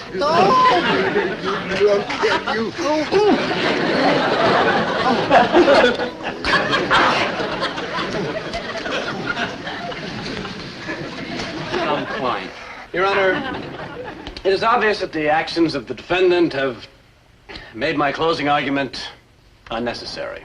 Furthermore, his disobedience to a direct order calls for the full penalty allowed by law. The prosecution rests. Private Gillis, is the defense prepared to offer its closing arguments? We are, Your Honor. Gentlemen of the tribunal, learned counsel, may it please the court, my final plea is not for Maynard G. Krebs. No, because Maynard G. Krebs is not on trial here today. No offense, though, but I am. Maynard, Maynard. No, gentlemen. One little soldier, innocent or guilty, it is nothing. But one beard vindicated everything. That's right. That's what's on trial today. The beard of Maynard G. Krebs and the beards of all freedom-loving men from time immemorial. Yes, gentlemen, a sky full of bearded warriors looks down on this court. If you convict Maynard G. Krebs, you are also convicting such men as General Robert E. Lee, General Ulysses S. Grant, General Stonewall Jackson, General William Tecumseh Sherman. These men were free, untrammeled spirits. What mattered was their fighting hearts, not what grew on their chins. If they chose to express themselves by wearing beards, who are we to say they had no such right? Shall I speak now of more great bearded men? Very well. Private Krebs, show us the next picture. The pictures of such men. Ow, ow, ow! Maynard! Ow, ow, ow, ow! Dobie's got me, Dobie. Oh, no. Here we go again. Maynard! Order! Order in the court. Gentlemen, are we ready to cast our ballots? In light of the evidence, I don't think we'll have much trouble reaching a verdict. Decision is unanimous. I feel sorry for poor Krebs. He's a pathetic case. We have no choice. Sir, I've just been informed that the officer from the Judge Advocate General's office has arrived on the post. Splendid. He's just in time to see justice done. Order. Order in the court. The defendant will rise on the charge of direct disobedience. Specification that Private Maynard G. Krebs did willfully grow and refuse to shave off his beard. Sir, Colonel Overholt from the Judge Advocate General's office. The proceedings of the court, gentlemen. Please continue. That Private Maynard G. Krebs did willfully grow and refuse to shave off his beard, which is considered unsoldierly, unsightly, and unsanitary. The verdict is...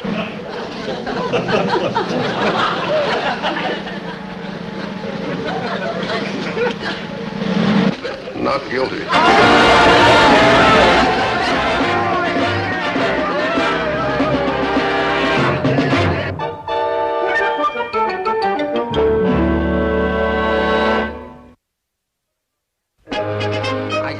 absolutely no offers to go to officers' candidate school. But I did get a wonderful, sweet message from Portia, Lieutenant Potter. She invited me to drop over to her house next weekend to meet her fiancé. He's a civilian. Well, anyhow, Dad had a good time. Oh, Dobe, I was proud of you today. A real line over him, all right? And you too, Maynard.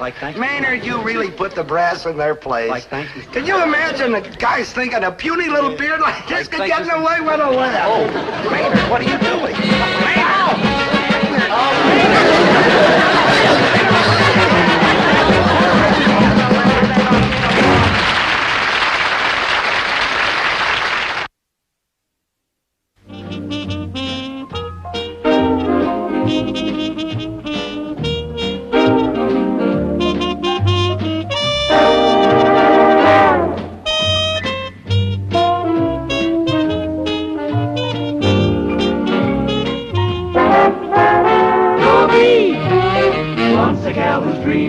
Dobie, once a gal who's creamy, Dobie, once a gal to call his own.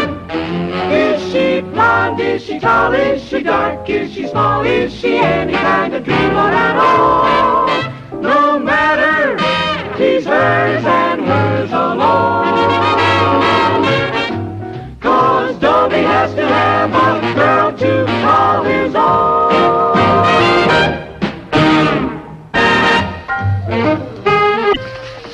Ah, my dear, you dance like a feather, like a sea breeze, like a wood nymph. So how come you're all the time stepping on my feet? Oh, sense of humor, I like that. Not only beauty and grace, but also wit. Ah, how I look forward to the long, lazy days ahead. You and I, my dear, hand in hand, walking through life, a song in our hearts. Boy, have you got a wrong number. Look, Buster, I come here and dance with you service guys because it's my patriotic duty, but that's as far as it goes. So you'll just have to forget this walking through life hand in hand. We'll finish this foxtrot or whatever it is you think you're doing. Goodbye, Charlie. Dobie, not Charlie. Dobie, that's my name. And that's the break. Look, pal, in case you haven't noticed, the music stopped. So why don't you just flick off like a good professor? Okay, Carl? Yeah, Dobie Gillis, that's my name. Dobie Gillis. Fine. Don't call me, I'll call you. Did you say Dobie Gillis? That's what I said, Dobie Gillis. You're sure? Since I was a baby. You're really Dobie Gillis? Sure, why? Here's why. Dobie, ba-ba-da-ba-ba-da-ba, Dobie, ba-ba-da-ba-ba-da-ba, Dobie, goodbye. In my hometown, there's a servicemen's recreation center where us GIs go when we're home on leave. It's a nice place. They've got dancing and cookies and donuts, and the hostesses are friendly. Very friendly. Do you mind? Do you mind? Please, please. Please don't think I'm ungrateful, Miss... Hazel Grimes. Miss Grimes. Call me Hazel. Hazel, like I say, please don't think I'm ungrateful, but I don't get it. One minute you treat me like I was a case of shingles, then as soon as I tell you my name's Dobie Gillis, like wow. Like wow. Yeah, Hazel, I'm a fool for asking, but how come? I promised Mother. Oh.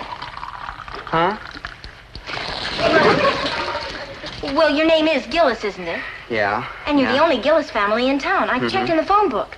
So, you must be Herbie Gillis's son, true? True, but nobody's ever kissed me for that reason before. Well, let me explain. You see, Mom and I just moved into town. We're living at the Shady Rest Trailer Court. But Mom used to live here a long time ago, and she and Herbie, your father, ran around together when they were in high school. Your mom and my dad? Mm-hmm. And she told me to give your father a big kiss hello from Bubbles if I ever ran into him. Bubbles? That's Mom's nickname, Bubbles. Bubbles. Well, anyway, she told me to give your father a kiss for her, but since I've never met your father, I'm giving you the kiss so you can deliver it. See? I see. But, Hazel, my dear, if you don't mind, I'll just give my father a firm handshake and keep the kiss for myself. Because kisses from those sweet lips are to be treasured like rubies, like diamonds, like pearls from the deep blue sea. You're kind of cute. You are the sun and the moon, Oh, you're real cute. Come, my sweet. Let me take you to a funny little place I know where they serve pancakes till the wee hours. Oh, well, I'd love it, but haven't you noticed everybody else has gone home? Don't you soldiers have some sort of rules about curfew or something? Rules, my dear, are made to be broken. Now that I've found you at last, do you imagine that there's a power on earth strong enough to keep us apart? Does that answer your question? What are you doing to my baby? Madam, I am delivering him safe and sound to the bosom of his family, instead of throwing him into the clink for violating curfew, which I have every right to do. Call me sentimental, if you will.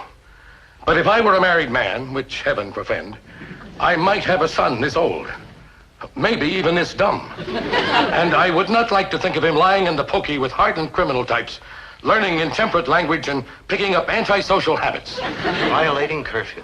Son, I am disappointed in you. A boy like you, coming from a military family the way you do. I was in the big one, you know, WW2. I was a first sergeant with the Good Conduct Medal. Steeped as you are in military tradition, perhaps you can teach this young man that 2,400 hours means 12 o'clock midnight, at which time he's supposed to be off the streets and tucked into his little trundle bed. Sure, Sarge. And thanks for bringing him home. Forget it. Thanks, Sarge. Just another service of your friendly military police. Good night, Sarge.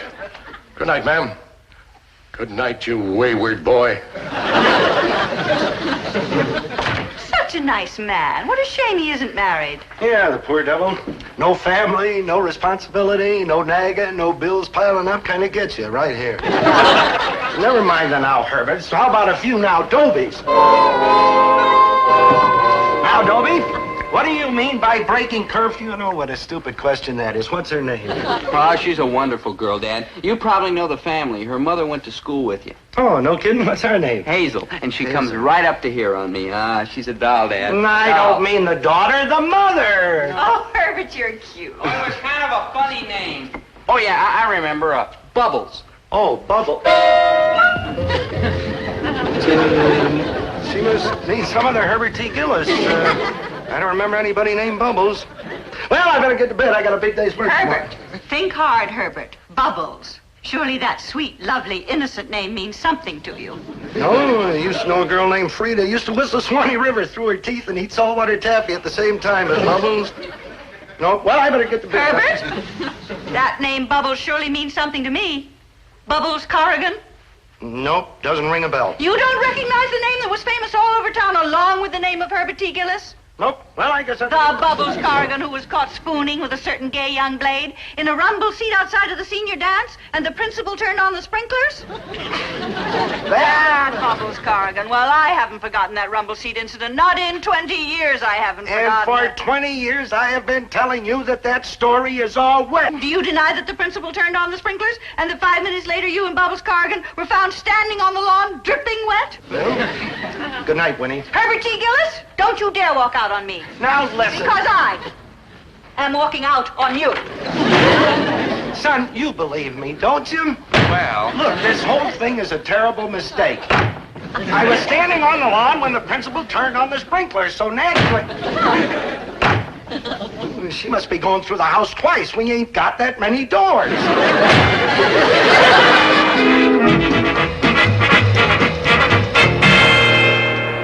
Morning, Dad. Look, I dug out your high school annual to see what Hazel's mother looks like. Cute. What's the matter? Are you out of your mind? Why'd they call her Bubbles? Quiet your mother. How about you and her in that rumble seat, huh, I old told Dad, you that huh? wasn't me. It was somebody in Bubbles, but it wasn't me. Ah, come on, old Dad. You can tell me. I'm in the Army. And you're going to be a home front casualty if you don't shut up and get out of here. And forget all this stuff about Bubbles, will you? I gotta go meet Hazel, but you can tell me later, old Dad. I tell you, I'll drill a hole in your head and pour it in. Oh, you see.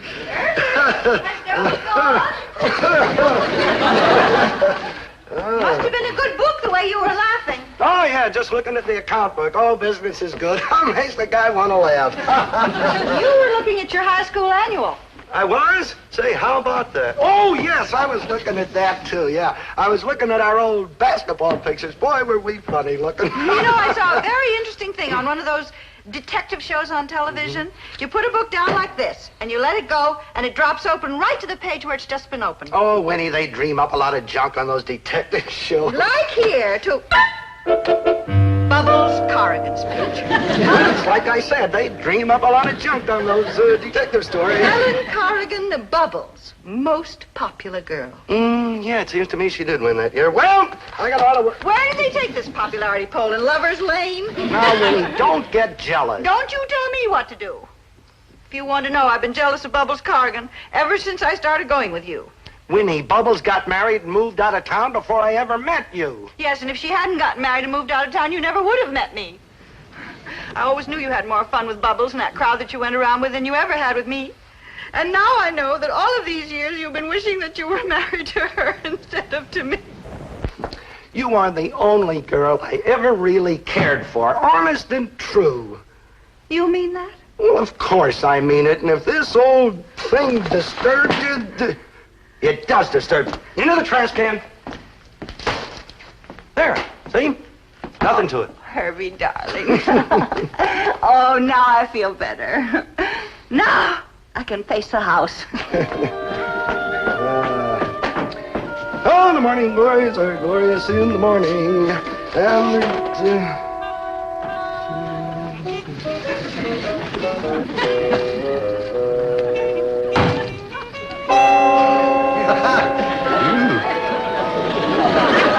Like hiking, buddy. Hi, Maynard.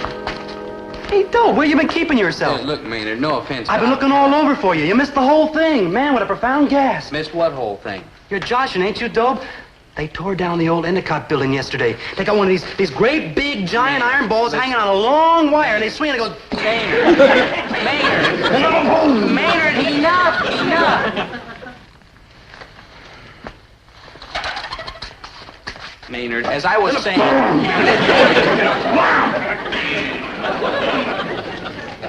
Maynard, are you finished? Just one more. Is that it? That's it, good buddy. Of course, the old Endicott building's just a heap of rubble now. Mm-hmm. Man, what an age we live in. In the morning, there was the Endicott building, a magnificent skyscraper, 3 stories tall, and 12 hours later, nothing.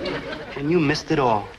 Maynard, there's something you have to understand. People are different. You, for example, like to see buildings torn down. Me, on the other hand, I like girls. You'd be better off watching buildings torn down. Yeah, you wouldn't say that if you knew Hazel. This time it's different. Yeah, I know, Dope. I know that's what you say every time. All right, so I haven't been lucky with girls in the past, but this time it is different. Why? Because I'm different. How? Because for the first time in your miserable life, you got some money in your pocket, thanks to the United States Army. Maynard, are you suggesting that Hazel's after me for my money? Hi, Dobie, dear. Hello, Hazel, my lamb. I am Maynard G. Krebs, and I would like to ask you a question. How much is the enlisted man's pay scale in the United States Army? Maynard, look. 83.20 for privates, 85.80 for PFCs, 99.37 for corporals, and 122.30 to 175.81 for the first 3 grades. And how much is a quarters and rations allotment for married personnel? Maynard. $51.30 plus free medical and dental expenses, plus PX privileges. You're a witness. Maynard, you've got a very suspicious mind. I'm ashamed of you. Funny you were talking about allotments for married men. I was just thinking of the same thing myself. Oh, allotments? Married, silly. I like rest my case. Wouldn't it be wonderful to come home after a hard day of marching and drilling and find someone waiting for you? Somebody like you? Someone exactly like me. Gee, it'd be wonderful. There's like a problem. What's that? They don't allow girls in the barracks. Never mind. Sweetie, I have a wonderful idea. Huh? Let's you and I go look at furniture. I know this store that has some of the cutest stuff. All right, my angel. Oh, and Dobie, wait till you see 5 whole rooms of furniture for just practically nothing down. 5 whole rooms? Didn't you say that you and your mother lived in a trailer? Uh-huh. Sure must be a big son of a gun. Maynard, you're destroying a beautiful romance. Come, dear. Yes, my sweet.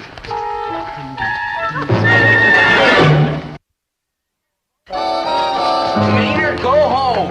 Hey, what's this all about? He's been following us around all day. It's disgraceful. They've been looking at furniture. That's like disgraceful. Looking at furniture. Dobie, dear, aren't you going to introduce me to these nice people? Oh, sure, Hazel. Mom. Nobody needs to introduce me to you, Mr. Gillis, because you're just as cute as Mom said you were.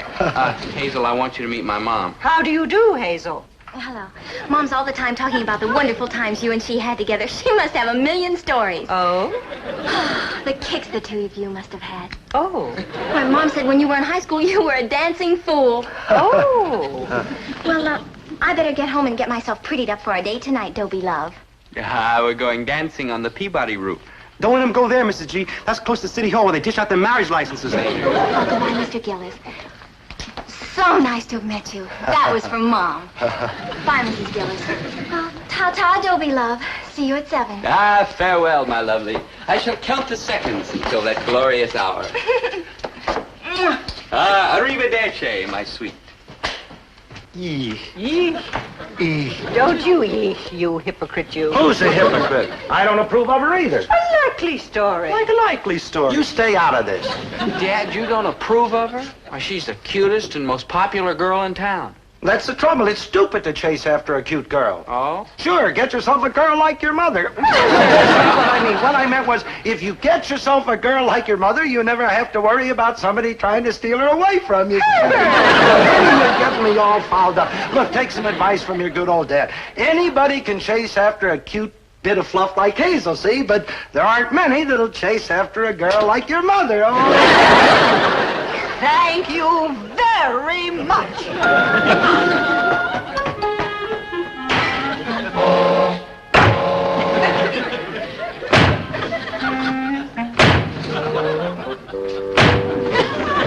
She must have had a whole new slew of doors put in the house. That's what she must have.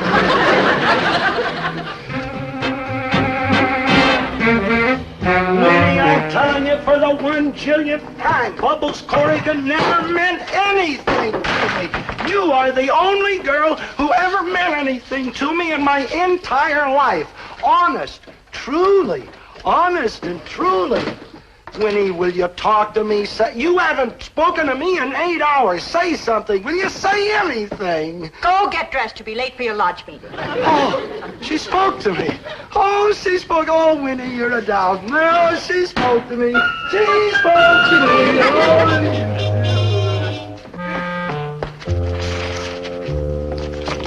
We're closed. We're closed. Oh. We're closed. Honey, if you'd been slinging hash like I have for 20 years, you'd be onto that old trick. You Mrs. Gillis? Yes, but I don't I'm believe Bubbles that- Grimes. Used to be Bubbles Corrigan. Maybe you heard of me. Yeah, you heard of me. I think I recall that my husband may once or twice have mentioned your name. I'll bet he did, the old rascal. Hey, where is old Cuddle Bunny? Upstairs? He's gone to a lodge meeting. Oh, what a pity. I want to see him. I mean, I figure we ought to get to be one big family now that Dobie and Hazel are hitting it off. Huh, sister? Hey, where is this meeting? Maybe I'll trot around there and have a couple of laughs. Cleveland. Cleveland? Ohio, Cleveland? It's a sort of a convention. Winnie, where's my tie? The hand-painted one. Cleveland gets closer by the minute, don't it? Oh, Herbie! Oh, Cuddle Bunny! Cuddle Bunny? Who's that down there? You'll find out in a minute, kiddo. This the way to Cleveland, honey?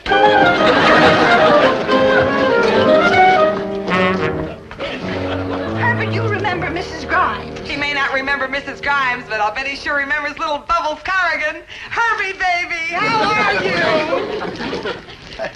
you? Yeah, I heard you were back in town. Yeah, back to stay this time. Here, let me look at you. You look wonderful. Yeah, well, you look pretty good yourself.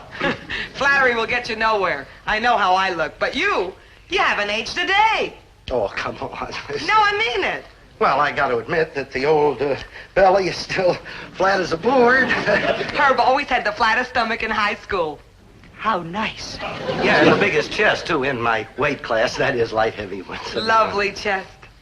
Ah, I can't believe it. You look like a boy. Oh, I guess I've been lucky and like the crockery. All mine, nothing store-bought. Lovely. Of course, the hair's backed up a little bit. Oh, I think it's very distinguished. You know what they say, grass doesn't grow on a busy street. Yeah, well, I'll admit the old bean has had a lot of use. Herbert, you have a lodge meeting tonight, remember? And you know how you look forward to your lodge meetings. Oh, you don't have to tell me how Herbie loves his meetings. Sociable Herbie, they used to call him. Why, he never missed a meeting, a picnic, a clam bake, a dance. Dance. Herbie, you remember the kangaroo hop? Oh, sure. Shall we? Well, it's been years. Oh, you're not going to tell me that Lightfoot Herbie ever forgot a dance. I doing the kangaroo hop, da-da. We're going to dance till we drop. Hippity, hippity, hippity, hippity, hop, hop, hop. hop, hop. Hoppity, hoppity, hoppity, hoppity, bump. Bump, bump. Bump, bump. Oh, doing the kangaroo jump. Da, da, da. Da, da, da, da, da, da, da. Da, da, da, da, da. Hop, hop. Hop, hop. Hoppity, hoppity, hoppity, hoppity, bump. Bump, bump. Jump, bump. Oh, doing the kangaroo jump. Da, da, da, da.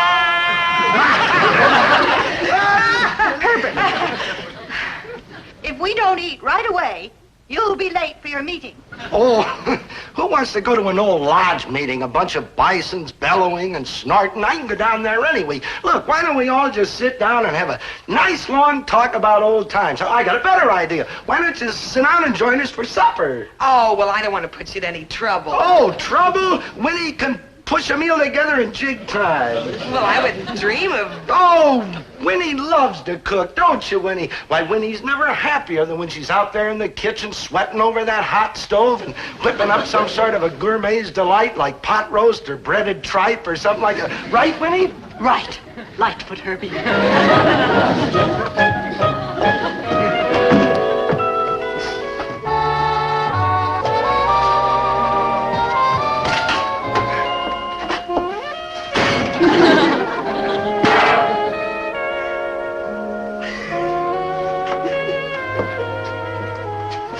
Something the matter, honey? I got on your nerves out there. Sure, that's it. I always do. No, I'm fine. Oh, sure, you got them red eyes from watching television. What is it? What's a woman as lucky as you got to cry about? Me? Lucky? Well, you got a nice home here, a good kid, a swell husband. What more could a woman want? I sure wish I had something like that. You seem to be having a pretty big time tonight. Well, I just better, because that's all I've got. Hand the fellas a few laughs, keep it light, keep it breezy. I mean, I'm no threat to you. Herbie's your man. Nothing's ever going to change that. Certainly not anything like me. You don't mean that. It's the story of my life, Bubbles. Good for a few laughs, but for the long haul, I don't believe it. Men like you. And not for long. Even Grimes, that's Hazel's father, walked out on us a long time ago. So, I've been taking jobs all over the country and trying to raise Hazel ever since. Looks like I'm making an awful mess of that, too. Well, she seems to be a very popular girl. So was I at her age. And look what happened. Oh, dear, you do need a home, don't you? Fat chance I've got. Well, why not? You're attractive. Perhaps, dear, if you don't mind my saying so, if you were a little bit quieter and maybe, if, forgive me, you dressed a little more conservatively. Thanks for trying, Winnie. But it's too late. A lot too late. Oh, it's never too late. You stick with me. We'll think of something. Thanks, honey. Oh, listen, there's something I want to get straight with you. You know that story about Herbie and me being caught in the back of the car the night the principal turned the sprinklers on? Well, that wasn't Herbie. That was me and another fella. Oh, that's all right, Bubbles. You don't have to try to cheer me up. No, I mean it. It's the truth. I had a date with Gus Bonder that night. And he played football, see? And if they caught him breaking training, they'd throw him off the team. So he ran like a bunny. But Herbie was in that rumble seat. You know why Herbie was in that car? It was past his bedtime. So about 11 o'clock, he sneaked out of the dance, climbed into the car, and went to sleep. No. Yes. And that's when the principal turned the sprinklers on. Oh, no. It was the funniest thing.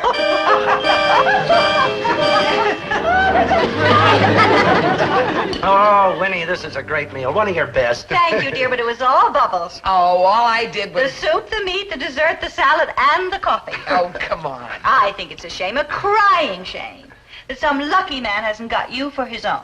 Well, that's what I keep telling them down at the diner. This is serious. What we ought to do is find Bubbles a nice, good, steady, honest, reliable, decent man. Excuse me, please.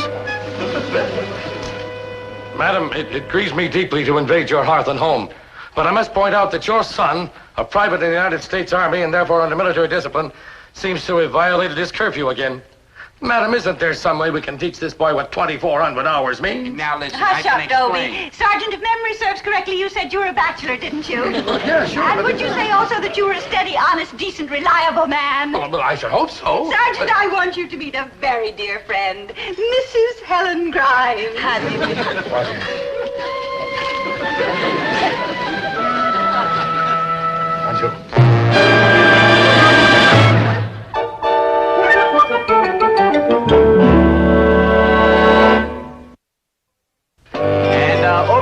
high school where Maynard and I spent a lot of happy years. I set like the record. Yeah, sure is a pretty building, all right. Yeah, you ought to see the inside, especially the principal's office. That's where I spent most of my time. Maynard. I was in there more time than any other kid in the whole history of the school. The principal said he was going to charge me rent. Maynard. I even used to have my meals sent in.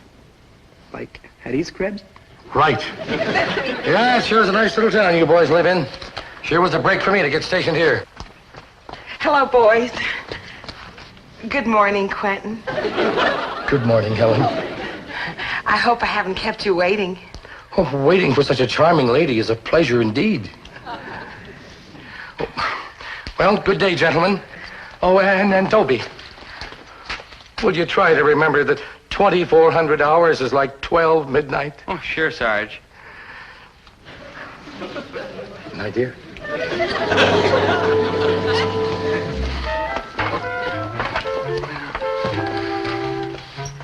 Hey, Dobe. Maynard, the Endicott building? Yeah, I Dobe. heard With about the big it. I iron heard ball. about You know, that. the big wall.